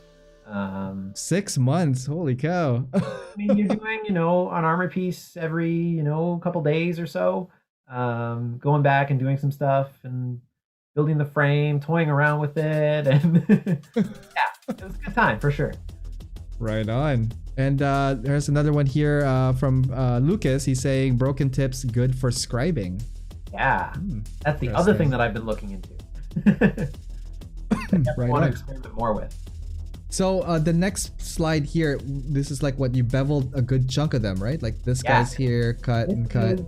The same series of blades. You know that broken tip that we had in the previous one? Well, that one has been fixed. So that blade in the middle used to be that broken tip that is then sanded down. It's made into a rough cut blade I'll be using for cutting any thick plastic. That's a really nice thick blade. I usually just like once the ammo is depleted, off the trash bin you go. You just gave me like a new insight into, and hopefully for those guys that are watching, got some new insight to reusing or potentially extending the life of your tools. I think there will be a point where that blade is dead. And what did you use to sand these down or bevel them?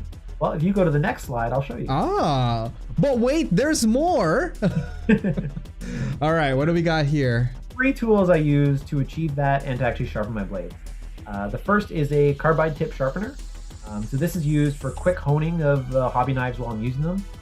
Because I tend to use my hobby knives for a much longer stand, they get dull. So I will sharpen them as this. Typically, I'll do that like once a session, if not more. Just to keep them nice and sharp, because you want sharp blades, especially when you're cleaning nubs and when you're cutting. The second is a sanding block, which is below that. This is a wet sanding block with 2 grits.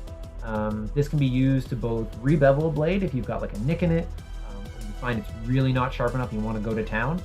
That will really do it for you. Right there, eh? And this is also used for like big knives, right? This is like something that you would use your cutting knife or your battle axe or what's that used for? Used for a chef knife or kitchen knife, anything like that as well. Where could they find this guy here? Because like I don't know where I would probably shop for one of these guys. Honestly, a hardware store. Okay. The brand for that one I think is called Speedy Sharp. And I got it a few years ago, and it's been phenomenal. Yeah, great tool. And if they were to look for it, like what are the key words they would look for? Blade sharpener is a good one. Or like portable blade sharpener. Like it's meant to be like, sort of carried with you as sort of a tool used on the job kind of thing. Nice. It's not meant for a true fix, like that's what you want the actual block below it for. But in a pick, in a quick sort of bind for a quick hone, really good.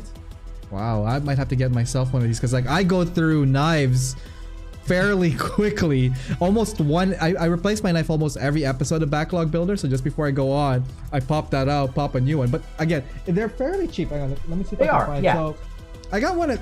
Hang on, let's come to me back here real quick. I got one of these guys from zoom in, from Amazon. It's like 120 pieces of knives. I bought this last year and I barely got through them. So to me, I wasn't too concerned about the ammo because I have a lot of ammo, right? Yep. But like for those guys, again, don't get me wrong, I think some people prefer to use like the higher end ones. If we're talking with someone like Jonathan Morissette, that guy loves his tool and prides himself with tools. I think we had a conversation, was like, I only buy Olfa knives, and Olfa's a great blade. I think that's like the top tier, highest tier you could ever get with a hobby knife. But if I was to break that, I'd just be sad. And I'm like, that's why I didn't want to buy it, because like, one, it's expensive. Two, the quantity is not that like, great when you buy a little set of it. Like, I think if you get like 15 or 20 pieces, it's similar to how much I would have bought or less if I purchased something off Amazon, because the blades are the same, but like the longevity is not as well, or it doesn't cut as super well. It depends on how fine you want it to be. But this really just opened up a new can for me. So thanks, Quinn, for making me feel like I've been wasting my knives. Yeah, and then there's a last thing at the bottom there, which is a piece of wet dry sandpaper or emery paper. Is it this guy here? Yeah, or the gray one? Actually to bevel most of the knives, just because it can take wear a lot better. Wet it and sort of hit that knife on a 45-degree angle and sort of go to town. It takes a couple minutes to get it nicely done, but after, really nice effect. And if you actually go to the next side, it'll show you how to do that. We do have a question here. What grit are these guys here? The emery paper is 400 grit. I think the block is probably a 400 1000.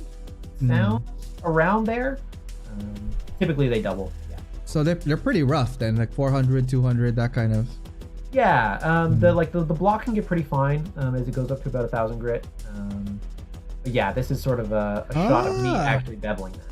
So you have to apply water, because like if you don't, it's just gonna be rough texture, I'm assuming, and you'll get like a whole bunch of. The water helps it pull the metal grits away from the actual grinding surface. So it takes less time, and you get a much smoother grind. Wow. And how far have you taken this before? Like, have you cut it like up to here, up to there? I have not gone that far yet. I'll get to like maybe the 80% blade mark. I'll grind off maybe 20% before I call it a day, because otherwise it just takes too long to grind down. That's right. All right, let's continue on. Paintbrushes. Again, we talked about briefly on this the different types of paintbrushes that to use on your miniature, but like it looks like here it's not just like miniature. This is like a good range. Again, I guess this is aimed for people who are interested in getting into hand painting. Yeah, precisely. So I kind of wanted to give a range of the brushes that I typically use, and sort of how you can find them by size as well. The smallest brush I have there is a size 30, which is the gray handle one at the bottom there. It's a relatively fine point. And typically what you're looking for from a brush is something that has not necessarily very tiny bristles or like a very, very small head. It has a fine point. That fine point will get you much further than a very tiny brush. The brush at the bottom there is a size 0, so it's actually a larger brush, but it is a very fine point. It's a Winsor Newton Series 7. Very expensive brush, but will do you really well. Most brushes are ranged by number, going from anywhere like 10 all the way down to, I think they go to like 20 now, which is like a single hair on a brush, which I don't recommend ever using. Yeah, because also like how much water, because like you gotta factor in the water weight of it, like when your paint load onto this. I find that like when I'm working with like a smaller brush, I keep dipping back and forth to pick up the material and then apply. Exactly. Do you think that is more of the reason why like a bigger brush with a finer tip is more recommended? Yes, most definitely. Basically, the brush can only hold as much water and as much paint as you actually have bristles capable for it. So if you have a really, really tiny brush, you're going to have to go back and reapply all the time. With a slightly larger brush with a finer tip, again, you can hold more paint, it lasts longer, and you can get like those really fine lines and that really fine highlighting in detail. Oh, wow. Okay. So how about these bigger ones here? When would you use these guys? Yeah, so if you're applying a base coat, basically you want to get a lot of color in at once, that's the type of brush you want for it.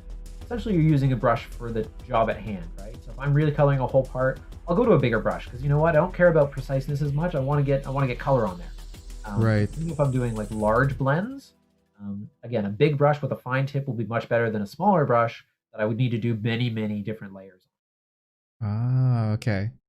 And above ground, this is like the art store here in Toronto. Very very awesome store because like they're affordable, and you know how sometimes prices can vary from like something cheap to something ridiculously expensive. But like, what would you recommend for people then if they're interested in getting their first set of hand brush? You know, what are some of the things they should be looking out for, and what type of brands would you recommend that kind of to start or even to advance into? Yeah, for sure.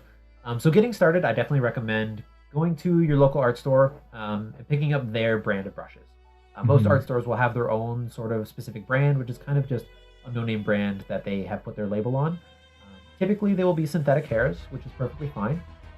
I tend towards acrylic and watercolor brushes because they tend to hold more liquid, as opposed to oil brushes, which tend to be a little hardier because they're meant for something that has a little bit more of a harsh medium in them. As far as cost goes, you typically shouldn't have to spend more than like a couple dollars on starter brushes. I would not recommend going to the dollar store though. Yeah, I was gonna say maybe avoid your Walmarts or your dollar stores to get like actually go to an art store because like at least their starter ones are meant for like student beginners rather than dollar store, which is like you're just gonna destroy meant for kids. Yeah. Let's touch base again. Just circling back, you touched a really good point about synthetic versus natural hair. Can you just explain a little bit about the difference between the two? Yeah, so synthetic hair will never really hold as much moisture as a natural hairbrush. Natural hairbrushes also typically have a little bit better spring to them depending on the actual hair, which is like how flexible and how much of a point the brush can keep. Right. Natural hairbrushes do require maintenance though. They require a little bit of brush soap and a little bit of cleaning to sort of keep them in their best condition. Synthetic brushes you can typically get a little bit harder with. The other thing is that synthetic brushes will also often curl and fray much differently from natural hair brushes. You'll get like a curl that sort of happens on a synthetic hairbrush, which some people really like because you can kind of see it in the number 0 above ground one there if you zoom in. Let's see, is it this guy here, the number 0? Number 0, yeah. All right, let's take a look at the... curl.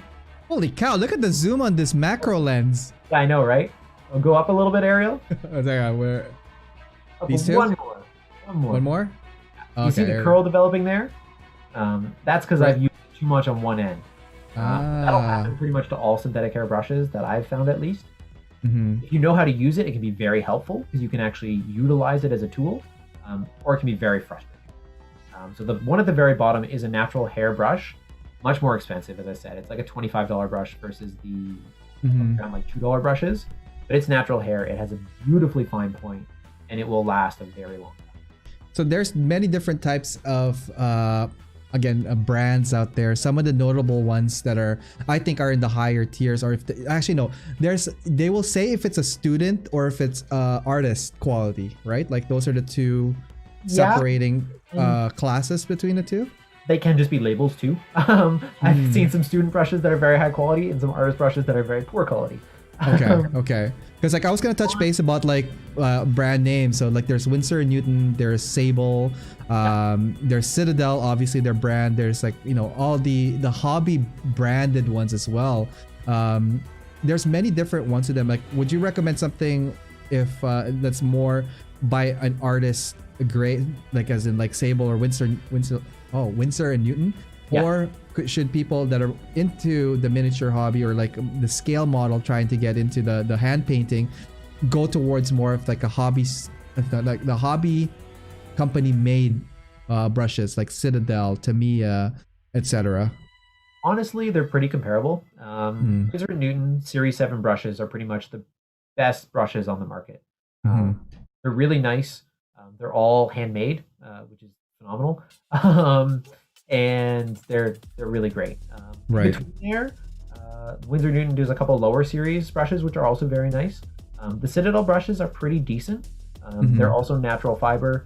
The issue I have with Citadel is they don't range things by number; they range it by type.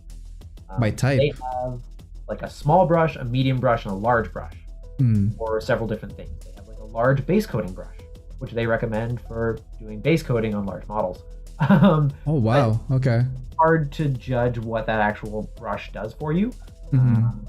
Their small layer brush, which is sort of down below there, is like kind of a number 0 brush, but in theory it's just done for doing layers on small things. Right. Meter does the same thing for brushes, and so do a bunch of other brands, which I find a little frustrating. But from intros, it's great. You can be like, what do I want to do? I want to do detail work. Well, here's a detail brush. Perfect. Right, right. Which can be very helpful. And let's touch base on taking care of your brushes. Obviously, some brushes are going to be more expensive than the others. Again, it depends on the purpose of that. Like basic maintenance 101. Maybe you could talk a little bit about tips for these guys. Tips for tips. Yes. See what I did there? I see you. There are 3 sort of care things that I always do to my brushes. First one is never leave it standing in water. First thing you'll do with that is you actually loosen the glue around the metal part of the brush, and your handle's going to fall off, or your bristles are going to fall out. It really sucks. The second thing that it does is it also deforms the bristles, so you'll have that curve or that fraying happening much earlier. So always store your brushes tip up. The second thing you want to do is take care to make sure they're actually clean. If you've got paint caked around like the head of the brush or something like that, definitely time to wash it off. You can go at it if it's really caked on with like a hobby knife to sort of scrape that stuff off to make sure it stays clear. A little bit of dish soap will also help to loosen it up. Ah, dish soap. Okay. Yeah, dish soap, a little bit of light detergent, that'll help. The last thing is when you're actually painting, to get a good tip on your brush, you actually twirl it in the paint as you pull it towards you, and that will give you that perfect tip every time. So make sure that it doesn't stay frayed or anything like that. The twirl really gives you a good tip. Nice. Oh, all good tips for the tips there, guys. Let's bring it back real quick. More to come. There's a lot more images and tutorials and explanation on some of the stuff that Quinn used. But we're going to do a quick break. Big shout out to everybody that's joining us over here at YouTube. There's a couple of conversation happening. Chris Curley is just making some... I'm not sure if it's been covered, Ben Voigt. I'm listening to the music while watching. But if you look up a YouTuber named Cujo Painting... I think I've seen Cujo painting. I'm pretty sure I have seen Cujo painting. He has a great tutorial on painting glasses and lenses. I think the name's becoming familiar. Check him out, guys. Thanks. He did share his technique, but I'll check out Cujo as well. Yep. And Brendan Hay, sharpening knife blades like woodworking chisels or handmade blades. Yep, just to keep them sharp and maintained. Over here on Twitch, we have Riot. Is that on 1 foot? Well, I guess he's referring to the Grimgird earlier on. Yeah, yeah, it's balanced. Zillion is joining us here. How's it going, Zillion? And then Rani says, "Can you use my hair as brush?" I don't know. Hey, Quinn, where did yours all go, man? Honestly, I used it all as brushes. So yeah, you exactly. Can. So you can. It just takes a lot of tedious work. So every time, as we know, Quinn is very meticulous about his tools and sometimes likes to do his DIY stuff on it. So. All natural brushes, I'm assuming. No, please don't use your own hair on that one. Typical hairs, if you guys are looking into the brushes and looking at, well, what's natural, what's the type of hair? Squirrel hair is very common. And badger. I think badgers, yep. Hence badger. And what was the other one? It's not horsehair. Horsehair is what you use to wipe the horsehair stuff. Yeah. Oh man. What was it? Well, there was another one. I forgot what it was, but we'll probably remember it later on. Definitely a bunch. Yeah, but the most I know. But they're usually done in a very humane way, and that there's no animals really injured by this. At least that's what the advertising say. But yeah, I think the most common would be squirrel hair. So you'll find some like black squirrel, red squirrel type of hair on them. Okay, let's see here. It's a sable. Yeah, sable hair. Sable hair, that's it. Thank you for that, Corvus Oculum. I love that name. Thank you again. Guys, we're going to be back after these messages with more from Quinn. We're going to talk a little bit more on tips and tricks and other materials. I'm very excited for that. So stay tuned. Be right back. Hey, what's up guys? It's Ariel from Mecha. I just want to let you guys know about all my other social media outlets if you haven't had a chance to check them out at facebook.com/Mecha. on YouTube, youtube.com/AOMecha, on Instagram, instagram.com/AO_Mecha, on Twitter, @AO_Mecha, and on Discord, fairly new. That one is AO_Mecha, #3414. Anyways, hope to hear from you guys through any of those platforms. Feel free to DM me or PM me, as well as emailing me. My email is aomecha.info@gmail.com. Just want to let you guys know that this episode is brought to you by USA Gundam Store. Please check them out, www.usagundamstore.com, and save on your purchases when you use my discount code AOMecha10. All right, let's get back to the show and see what's going on there. All right, welcome back, guys. My name is Ariel, and you're watching a feature builder episode. Joining us tonight is Quinn, aka @QMant. Check him out on Instagram, guys. Quinn, are we ready to talk about some new stuff? The next couple of items on list here. Oh yeah, we are. Okay, so we've just talked about the paintbrushes, the different type of paintbrushes, both in size, materials, and application. A little bit of like maintenance and whatnot. But let's talk about what does it do? What what does the paintbrush do, right? Let's go to the show and tell screen. We have some paints here. So with a paintbrush, you're gonna need some paints. Yes. Right? It just made sense to me. And correct me if I'm wrong, Quinn, but like paint on using paintbrush on a paint is both can be a stress relieving exercise, and it could be stress inducing nightmare. 100%. So what do we have next here that would help our guest be more prepared and they're doing their hand paints? Yeah, so there's a couple things going on in this picture. The first thing is the background itself. So this is actually a homemade wet palette. So what a wet palette does, yep. Yeah, what a wet palette does for you is it keeps your paints moist and adds a little bit of water to them so that they flow a little better. Gives you a surface to work off of. So this is literally a piece of Tupperware with sponge backing, water underneath it, and then a lid. Okay. Essentially, it keeps your paints fresh across sessions. So if you mix a paint, you can keep it for several days going forward. And as I said, adds a little bit of moisture to it. And I've seen like wet palettes as a package before, but people could DIY this thing, right? Oh yeah, yeah. Really easy to DIY. Really easy to find and buy as well. The nice thing about buying some is you can get special paper. The paper I'm using here is just kitchen parchment paper. It doesn't hold moisture as well as some of the Key-Made ones, but it works pretty decently because it's got that semi-permeable layer. Semi-permeable. One more time. Semi-permeable. Permeable. I don't know. I can't pronounce it right. But let's go. So I've got 3 colors of paint here as well. Three consistencies of paint. This is AK Interactive 3rd Gen Laser Magenta. Anybody wants to know the color? Laser Magenta. It's banging. What's going on here? So by my thumb there at the bottom is the paint fresh out of the bottle. This guy right here? So it's generally a little thick for my personal taste. You can probably apply it to a model and it's not too bad. Generally, I thin everything. I add water to pretty much everything when I'm applying. The main question is how much? And again, this guy's here, just for put a little bit more context, sorry, like not to cut you off, but like wet palette means water wet. There are some people that use obviously airbrush and all that stuff. Thinner on this is not recommended at all. Water. Just water, guys. Yeah. Okay. So the one beside that there, in the middle, is what I call the perfect consistency. Ooh. So it's essentially either 1/3 to half water. And you'll know when it's right when you can draw a brush through it, and you'll see the line, but the paint isn't like folding in on itself.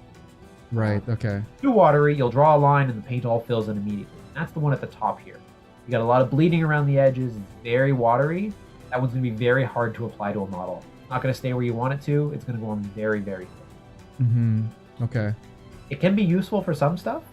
If you want to do a wash effect, or if you want to try to do some panel lining with it, that's the kind of paint you want to use. But you're going to have to do several layers because it's going to go on very thick. Do you mind if I ask what type of ratios people should be aware of when they're mixing their liquid water with the paint? And also, does the color of the paint itself affect the ratio when you're doing water? Sometimes color affects it. I find with whites, because they have larger pigments, I need to add a little bit more water to.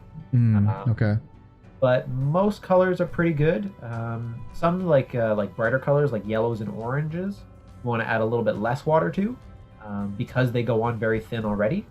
But generally you're looking at about 50% water or a little bit less than that. So maybe 30% if you wanted to go on really thin. So generally, rule of thumb, I'll take like a drop of paint and a drop of water, mix those together and see how it does. Okay, that's cool. All right, let's move on. What else do we got here? Yeah, the little milky white dab beside that is another sort of tool I use. It's just a pure acrylic medium. So it is actually the binder that holds all acrylic paints together. It's the magical glue between water and pigment. Ooh. Keep some of that on hand. How come you never mentioned this when I buy my paints, man? Like this is like some hidden juju shit that you've not told me what's going on here. Yeah. So it's great for a lot of purposes. But is it called the binder?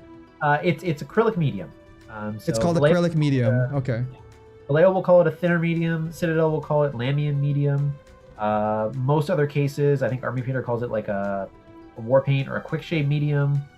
And does it come with this specific color, or is it like varying in it feels like almost primer to me in regards to like terminology to like to bind them, but it varies. Some of them will be crystal clear, some of them will be milky white, some will be much more white. They all dry translucent. Or transparent, really. So I use this in combination with water to revitalize any paints that I find are drying out a little bit. Okay. I'll also use this if I want to thin a paint but don't want it to be clean. So when you use water inherently will dry faster than a paint. So you'll get like rings of bleeding around it. Acrylic medium will prevent that, so you'll have a much smoother fade. Right. Nice. Okay. And how about this guy here? What's going on here? So these are mixing balls. Essentially, they're just small stainless steel ball bearings. A bunch of brands carry them. AK carries them. Again, Army Painter carries them. And you can probably find them at your local hardware store. But I add these to most of my paint bottles and pots, because when you're shaking them up, they actually allow the paint to move around much better, and you get a much better mix happening. Yes, pressure, okay. Yeah, you get a lot more going on. Nice. Couple of things here.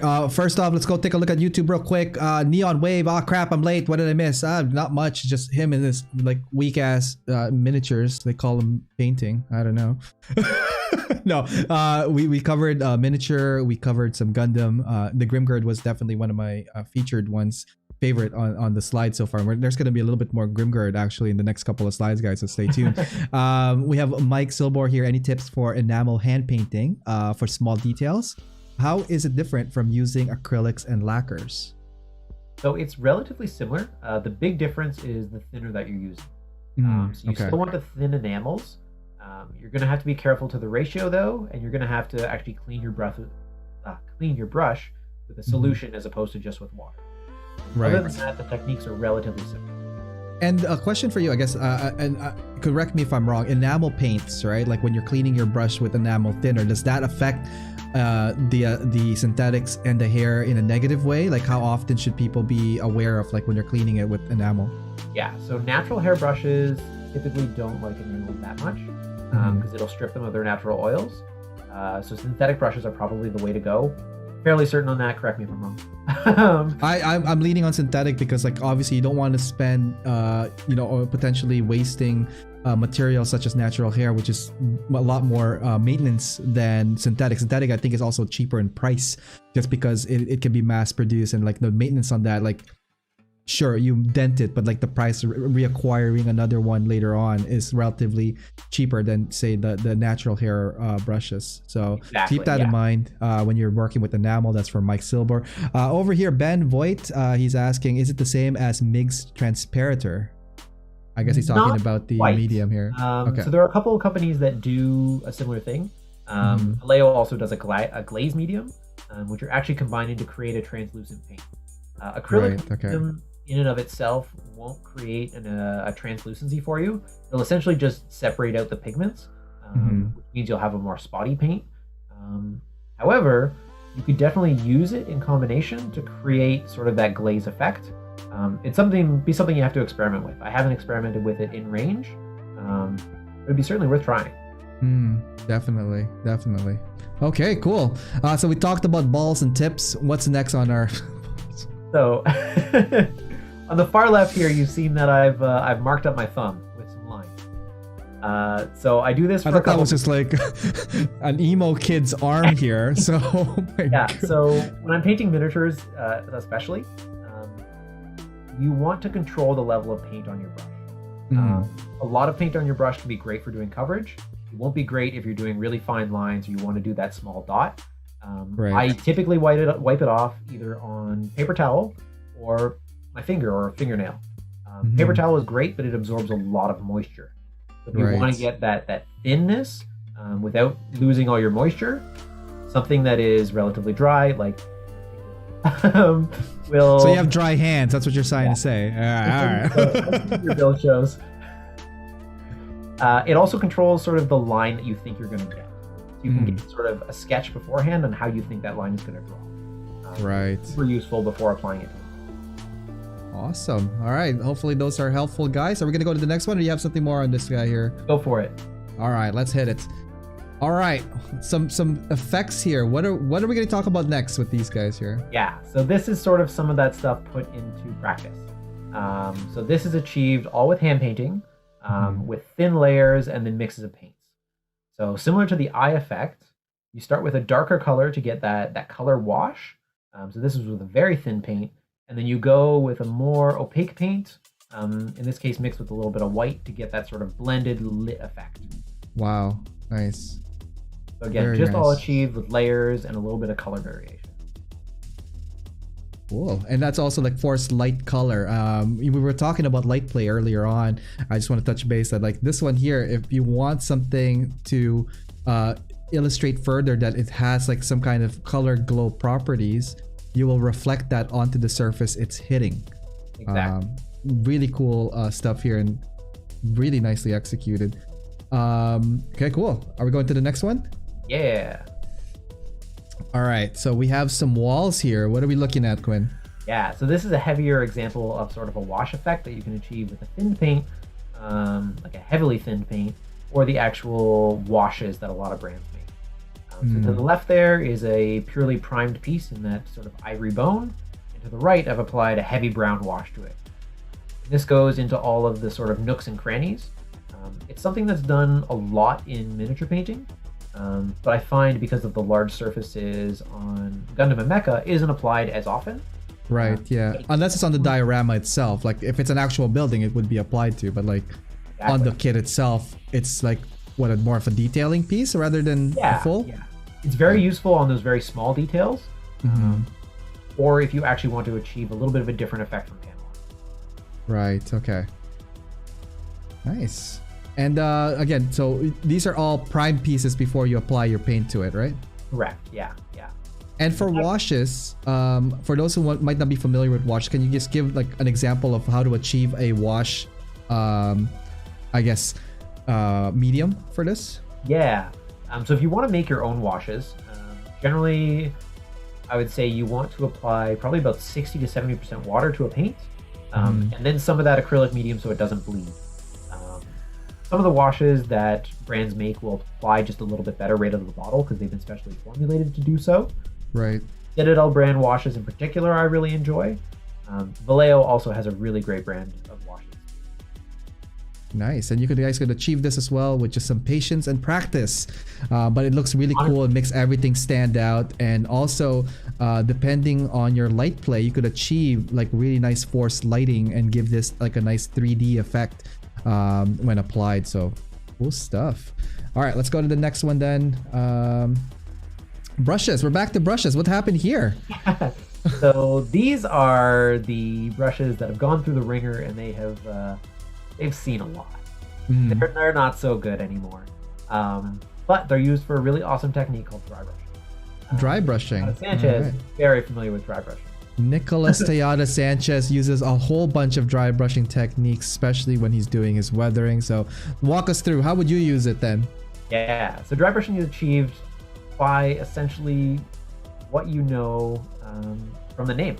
You want a brush that is mostly bone dry but has paint on it. So you achieve this basically by making your brush really, really soaked with paint, wiping off as much of it as you can until you almost have none left on it, and then applying it to the model.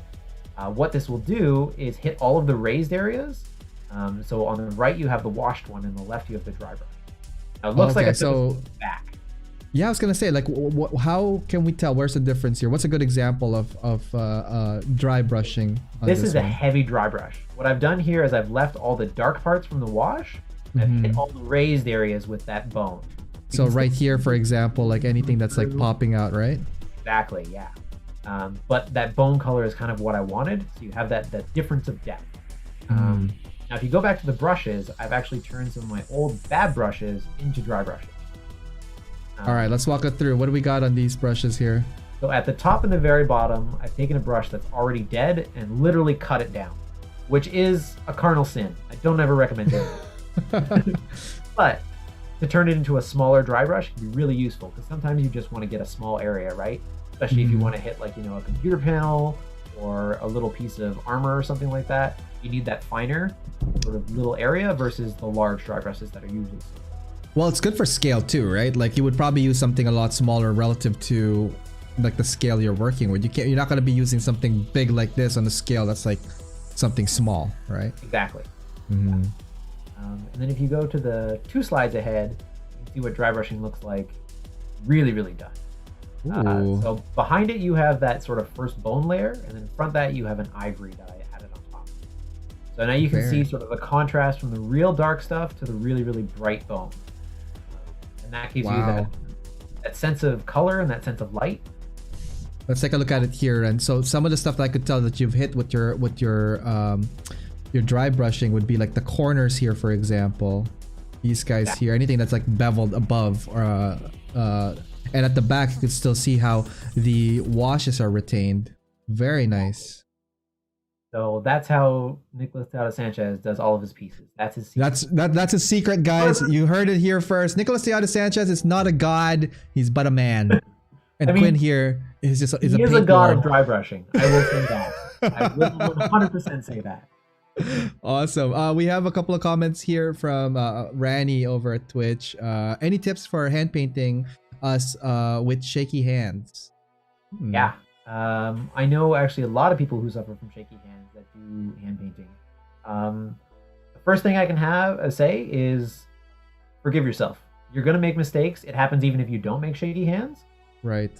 Like, you may not think you can get the best effects you can, but go slow and you will be surprised. It takes practice. You're going to learn your own style as you sort of do it. And if you're dry brushing, it is the best thing for shaky hands, because you're being messy from the get-go. Very natural as well. Really, you can get amazing fades with really, really great techniques. You may not be able to do the fine detail line work, but even with a little bit of practice, you can get some pretty amazing effects. Absolutely. It's all about learning your own style. Yeah. Patience is very, very much the key for this one, guys. So definitely keep that in mind. Don't be hard on yourself, but like, you could achieve these things with just a little bit of will and a little bit of like push yourself to the limit. Stop being a little crybaby, Ranny. Oh wow, no, sorry, that's exploded. I'm kidding. He's a good guy.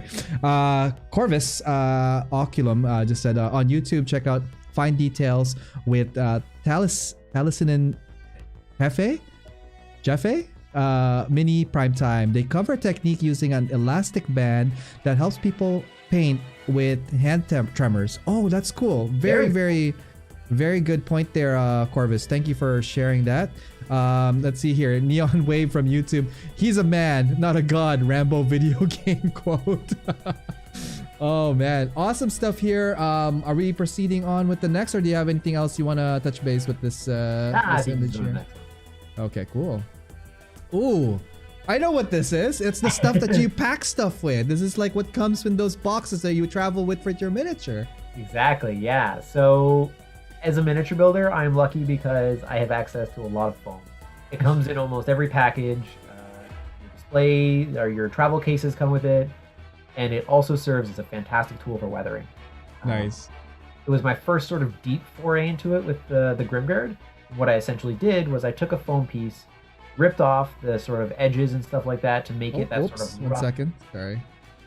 There we sort go. of randomized look. And then I went to town. I dabbed it on, I scratched it across. You can get a ton of different effects just from a little bit of randomized bits. So we have another photo of the Grimgird. Like, want to walk us through how and what you used for your sponge there?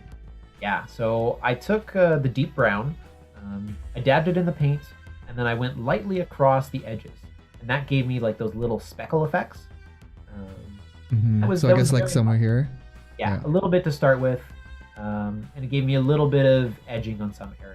My God, your macro lens is like so. I am now kicking myself for letting mine go, but I am so happy that someone else takes photos of great work and we get to see them.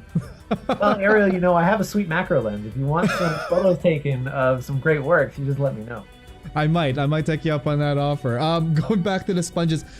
So you've done the brown first. Like, did you use other colors as well, or did you hand paint the colors on top of it afterwards? So I hand painted the colors on top afterwards. So I did play with the opacity of the brown. So I had a watery sort of sponge effect, which gave me like some sort of spatter marks. Oh, okay. And a very opaque brown that I used for that as well. The opaqueness was great for the scratches because it gives you that sort of that solid color. And I played a lot with the watery one around the edges to get some stain. And that really helped me with the edges for the chips because I had that sort of that mark going already. Nice. Very, very good technique. And there's many different types of sponges and foams and all that stuff that you could use.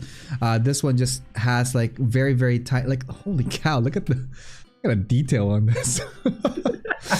I completely forgot how crazy macros can get into, but this is what you guys want to get, like these open holes, all of these like little niblets, even that the littlest like speckle like this, it can have like the biggest impact on the effects, as Quinn mentioned. But also you got to keep in mind you don't want to over sponge an area, because then you will lose that effect of scale.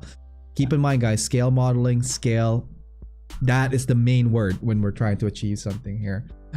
So what else can we talk about the sponges here? Like, do you clean them after you're done? Do you reuse them? What's the lifespan of one of these guys here? Yeah, so the lifespan's kind of limited, though I have found that sponges with some caked on paint can also give you different effects. Because you have less of the closed cells, it'll give you sort of less of a dapple. Which can be kind of cool sometimes. Nice. I think one of your previous guests also mentioned that they were using sponges for blending too. I forgot what it was now. Oh man, I'm trying to remember who it is. There was a talk about sponges, and I dabbled this. I'm thinking either Michael Rinaldi or I forgot who now. I have to look back. Feature builder episodes, guys, season 2. Yeah, lots of techniques you can use with sponges that are very, very useful tools for sure. Awesome. Let's see here. Are we going to the next slide after this? Yeah. Hang on. There we go. All Pin right. vices. And what is that? It's a fancy pipette. Eye drop? Okay. Yeah. So these are also 3 tools that don't really fit in the rest of the category that I highly recommend somebody look at purchasing or look at sort of having in your repertoire. The first one is a pipette or eyedropper. It's used for measuring sort of liquid, but also just for dropping liquid into paints. I use this both for the acrylic medium and both for water to revitalize my paints. It's just a great nifty tool to have around. What do you mean by revitalizing the paints? Let's just circle back on that. Like, so what do you if I mean have by a paint that? that's kind of dry or getting kind of thick, I will add typically a couple drops of water, maybe up to a milliliter of water, depending on how dry it is. Okay. A couple drops of the acrylic medium, which is the binder. Drop a couple steel ball bearings in there, give it a really, really good shake. Good as new. Nice, nice. Again, that longevity, try to make your tools last. So they won't. Do we go to the next one, or do we still stick with that one? We'll talk about the pin drill and the brass rod for a second. Oh, sorry about that. There we go. So the pin drill. Yeah, pin vise or pin drill, really good for drilling small holes. Great for doing battle damage if you actually want to mar up your piece as well, but also for fixing pieces. So it's the worst thing that can happen if you have a piece snap at a joint or at a small component. There are ways you can fix that with cement or with glue. Right. They might not be as strong as you need them to be, though. However, if you are able to drill a small hole in either side of the piece, insert a piece of that brass rod, it will be wicked strong. And you can completely use that piece again. Again, making your tools and making your kits work for you and being able to fix the things that you maybe have to kind of try to replace, but maybe don't go that far yet. Brass rod is also good for unclogging the nozzles on dropper bottles. On what? Sorry? For unclogging the dropper bottles, their nozzles. Oh, yeah, just like poke them in there and then clean up the hole for it. Okay, nice. Cool stuff. And these vary in like, again, manufacture and all that stuff. Find something that like you could get, fairly quickly, or not quickly, readily accessible. But they're pretty much any modeling stores like you would probably find, especially with miniature, because like you were talking about putting magnets into stuff and gluing stuff together. So I could see this highly used in miniature. But for me, I've only used it to repair. I guess if to relate with the story, if you guys have had that issue where the leg connector from the lower torso of your kit snapped, that little peg, because like it was running on a ball joint or something and it just broke. I've done the repair before using the I used paper clip for mine. That's an alternative, right? Like or even what's it called, paper clip or stapler, because they're pretty much metal structure that you want to pin in there, but you got to make the hole first, put in a little bit of like your either super glue or filler. Sometimes I plug in a little bit of putty if I can in between and then sand it off. Lots of ways to repair, but this is definitely gonna add rigidity to your piece. So good points here, Quinn. All right, moving on. What do we got? We've got some works in progress going next. So unfortunately, I have been very busy and I haven't finished a kit in a little while now.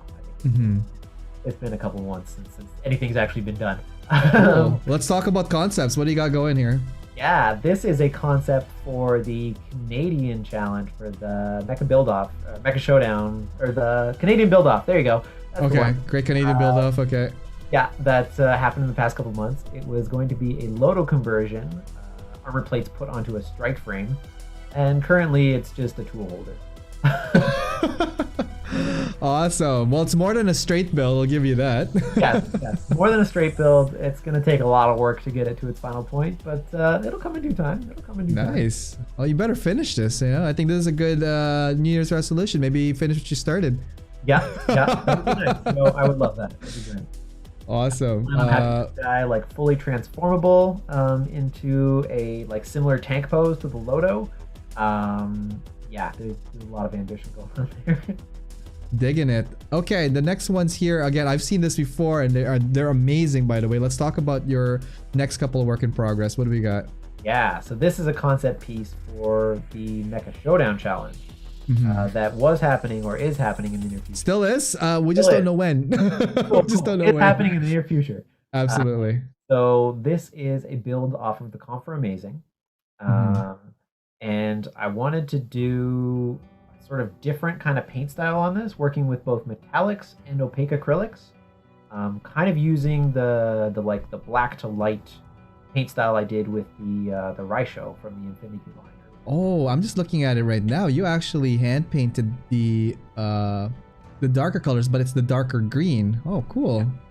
The shadows painted and the highlights. How did you get that speckle effect with these guys here? So that I actually mixed a metallic effect into the highlight. So, when you mix a metallic effect, is it like a silver metallic or is it like a metallic version of that color? So I mixed the silver metallic into the bright green paint. Ah. Interesting. Cool. See, guys, you could mix stuff up too, and in acrylics and whatnot. Vallejo makes a really cool metallic medium. You can add any paint to turn it metallic, which is pretty cool. Nice. And this is definitely more than straight build. What do we got looking here? What are some? So the camphor is your main body, but like, what are we looking at in the head? That looks really interesting. So this is actually the original camphor shoulder pad turned into a head unit. Oh, really? Nice, so, nice. I chopped off the top. You have the back of a Gundam head for the nose. You have the spine of a Warhammer kit and a couple power pipes and some plastic card for the rest of the detailing. Ah, Yeah. very interesting. That's cool. That's really cool. So this guy is meant to be a mecha version of a Scyther Pokemon. So I got some effect parts from the Love Phantom for the Scythe. I think I used some wing effect parts from that as well. Nice. And there's a little bit more on this one where it's all I remember to see. There we go. Some really cool stuff here. I love the color scheme, by the way, and it really does make everything pop up with again with the lighting. Where is your light source? So like top right almost, or is it like Yeah, top all right. around as well? Okay. Yeah, top right, and then I got a backlight coming from the bottom left. Nice. And this reminds me of something from Wing. Oh, no, this is still from that high grade because I think that model kit has like the death sight effect to it, right? Yeah. Nice. So I did a double whammy with the Love Phantom, which is from the Build Divers series, I believe. Where I pulled the scythe off of this and the wings out of it, and then I used the frame for the Loto build. Nice. Oh, here's a little shot of the backpack, guys. Yeah. Love that. And then I also had the concept to include a little mobile worker on the backpack, to sort of have him as like his little insect buddy that's going What? That is cool. Okay. That's definitely a work in progress though, and I need to do a lot more work on that guy because it doesn't integrate quite as well as I would like. But yeah, having drones, I love that idea when you have like a mech and then you have like that little drone buddy, just ups the game right off the bat. And here we go. This is like a zoomed in version of that one. Oh, nice. This is from the space version one instead of the land one. Yeah. Oh, cool. It's so rare to find those ones. Yeah. I need this. So I added some thruster pods to the bottom, and I need to redo the front things to make them look a little bit more scythe-like to make it match. And I need to do a lot of putty filling on places too. Right. Nice. Oh, looking really good there. Thruster bells. I tried something new on the thrusters. Vallejo makes a color shifting paint. So I tried that there, and you can see it kind of going from like a green to a purple. Yeah. Really excited to see how that turns out. I also tried highlighting it with metallic. So With metallics. Okay. yeah, Right on. kind of get a better idea of the fade on the inside. Again, I really love this hand paint style of like detailing, especially the edges and the highlights. Good stuff. And I guess there's like you can see a little bit of like the shift in material. And I love that it's also like dusty in look as well. So it feels like, hey, it's just about to start, or like there's like some fairy particles happening there. Right on. Okay, I think we got one more slide here coming up, and this is kind of like your attack mode with the what is it doing? It's like waiting for its prey kind of pose. It's contemplating its next move. So the one thing I wanted to do is I wanted to keep the hands free on the kit so that it could still hold weapons if I wanted it to. Nice. But I also obviously had to have those scythes going. So they're actually fully flippable. So Right. they can retract kind of back into the arm and also flip forward to be into the hand. Oh man, such creativity. I love it. I can't wait to see you finish that because it looks really cool. Are you probably doing a base for it as well? Yeah, definitely. I was thinking on trying to set it on a corrupted GP base and set a Pokemon card in there. That would be really cool. Oh yeah, I remember Brian handed me the Pokemon because I was gonna do Pikachu for mine. It's still in progress. I just haven't had a chance to touch it. Right? It was the Grimguard high grade that I was working with. I think I saw it on storage the other day too. I was like, wait a minute, why is this here? I'm like, oh yeah, the Pokemon challenge. So we'll see how that goes. Awesome. Well, thanks for sharing these awesome images. Can't wait to see what else you're gonna come up with. Let's bring it back a little bit here, guys. Talking with Quinn tonight. Hopefully you guys learned a thing or two in regards to either miniatures, tools, and a little bit of techniques, because like that was a lot of information that you share with us here. And again, Quinn, I'm sure there's a lot more you'd want to share, but like, man, that was awesome, man. Well, thank you for giving me a platform to voice it on. And yeah, lots more to come. I got tons of works in progress, man. Awesome. And quick shot, like what do we got in your background there? It looks like that's your station, your workstation. Yeah, huh? this is my studio. This way. Which way? Yeah. That way. There. Yeah, I have my paint racks sort of all organized by color. I have spray cans up there. I've got stuff to build, stuff to work on, tools down below me. It's everything in arm's reach, essentially. Is it weird that I find that like it's cramped? Like that to me feels like a small area, man. Like how do you find working in that space? Welcome to living in Toronto, buddy. I have actually seen this in person, and it's quite impressive actually, because like not only do you have like this really cool kind of setup that's within arm's reach, you also have plants. Oh right yeah, beside yeah. you. Like, plants so, beside here. Can I? Oh yeah, there we go. yeah. I got an aloe and a pothos growing over there. Yeah, and that's the thing, guys. Like living in Toronto, a little bit of home slice here. Like living in Toronto, especially downtown, it can get very, very tight in space. I think similar to, I guess, living in New York or like big metropolitan cities. Yeah. But yeah, I mean, you're still pressing on with your hobby, which is really, really great, by the way, and very inspirational. Now, I have a couple of questions for you before we end off the show. Again, lots of things to like really soak up in there. Because we talked about tools, I was gonna say, like, what are some of your favorite must-have tools, your top 3 that you would always use or go to when you're building stuff? Honestly, the hobby knife is key. It's my favorite tool. It will do everything for you. If I have to have one tool, it's the one to have. Nice. As such, the sharpener for it is my second favorite tool. Okay. So sharpener, okay. Knife sharpener, that makes sense. Yeah. Beyond that, I love me a good fine grit sandpaper, because making something super smooth is one of the most satisfying experiences you can do in this hobby. There's a question here. What's the store Quinn keeps referring to? I work at a downtown store downtown Toronto, on Spadina. Search it up, you'll find it. Yeah, I could say it because I'm gonna say it only once, because we shouldn't be saying other stores. He does work at a local game shop store predominantly, called Meeple Mart. You can check them out, their website as well, and downtown. But yeah, no, again, working from the industry that kind of sees what people buy and all that stuff. Do you find that there's growth in Gunpla and Mecha in the city? Yeah, there's a huge amount of growth. Like, the community is only expanding. I hate to say this, but COVID has made the community get larger. People like having to stay at home and having to find something to do to fill the time and to sort of ignite that passion in their life, that being social and not being able to go and meet with your friends. Yep.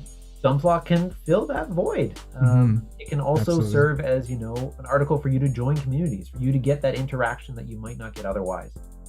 Absolutely. It's something that you can build upon. You can feel like you've made progress on something while you're cooped up inside, and it feels like the world isn't making progress, right? It's been pretty phenomenal to see, and it's a great experience. Awesome. Yeah, like I mean, we've had you on our community meetups and all that stuff. Again, really, really do miss hanging out with people and talking in person. But we are making do with the Zoom meetings, or like the room meetings in our Facebook groups and whatnot.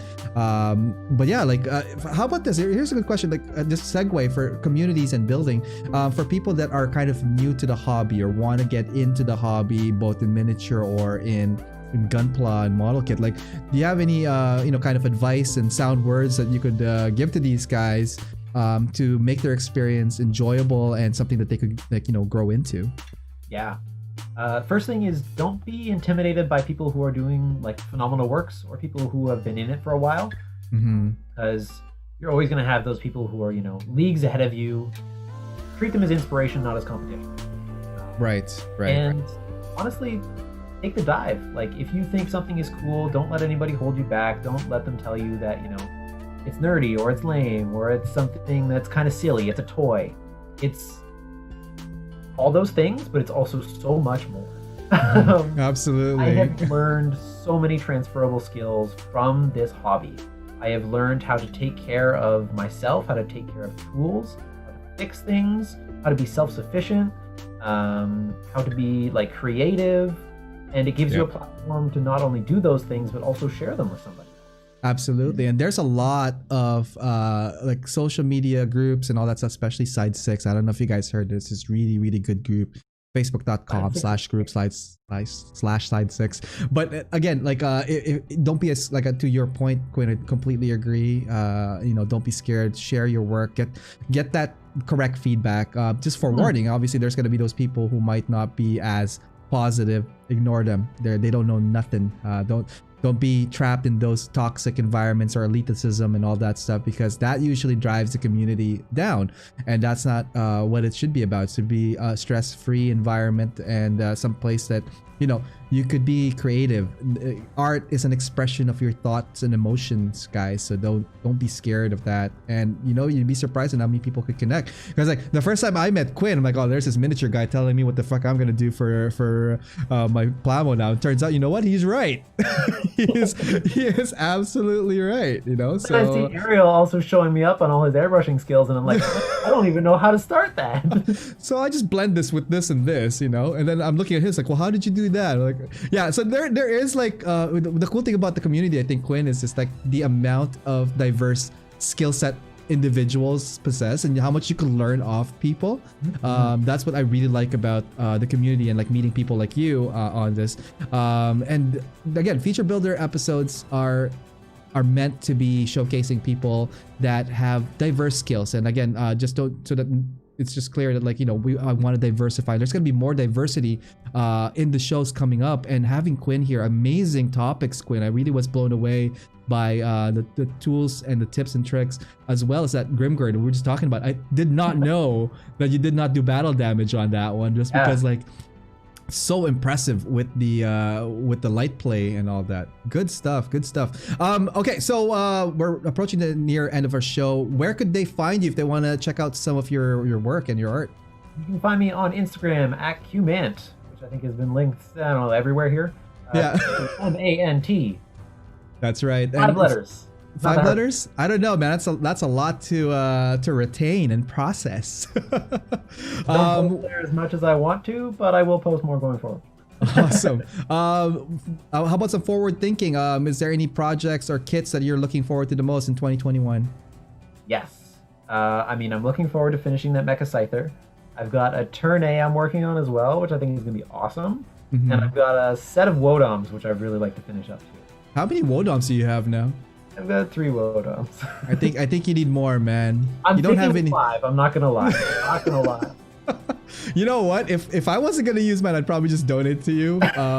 Just because like I want to see your army grow. I think it's gonna be cool. Guys, check him out on in his Instagram. Social is linked below.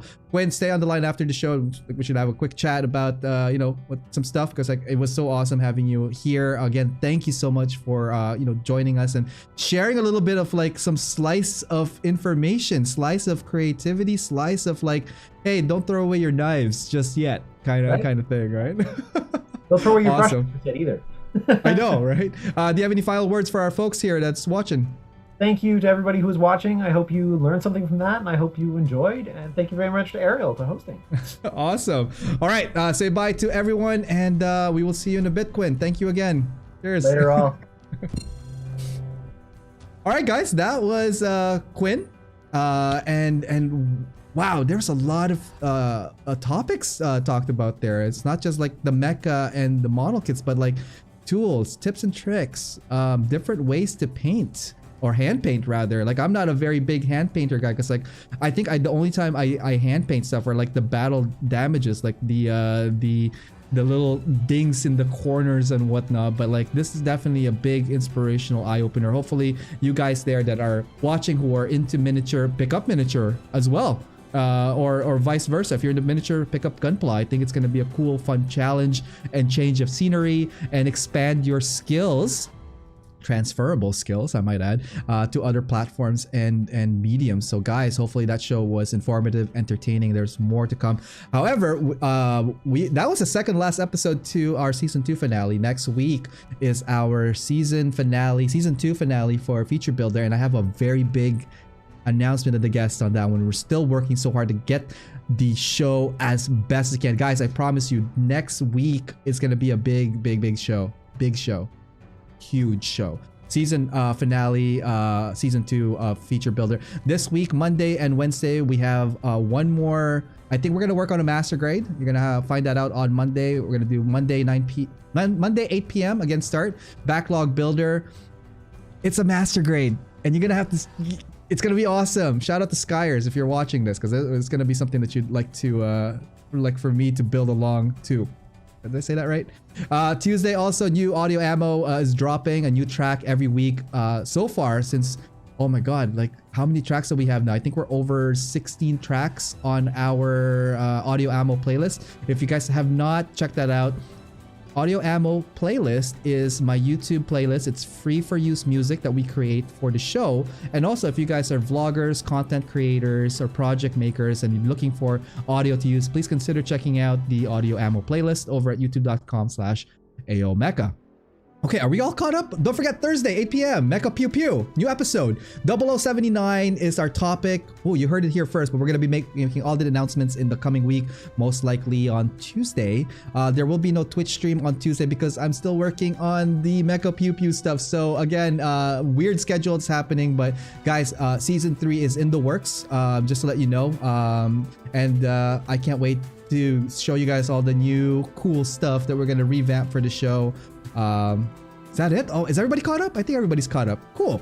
Well, this episode is powered by USA Gundam Store. Don't forget to check them out, guys. usagundamstore.com and save when you use my discount code AOMecha10, as well as we're partnered with gunprimer.com. Check them out, gunprimer.com, and save same discount code AOMecha10. All right, guys, till next time. Hopefully you guys are keeping safe, being well. You know, guys, take care of yourself. You know, it's crazy times right now. 2021.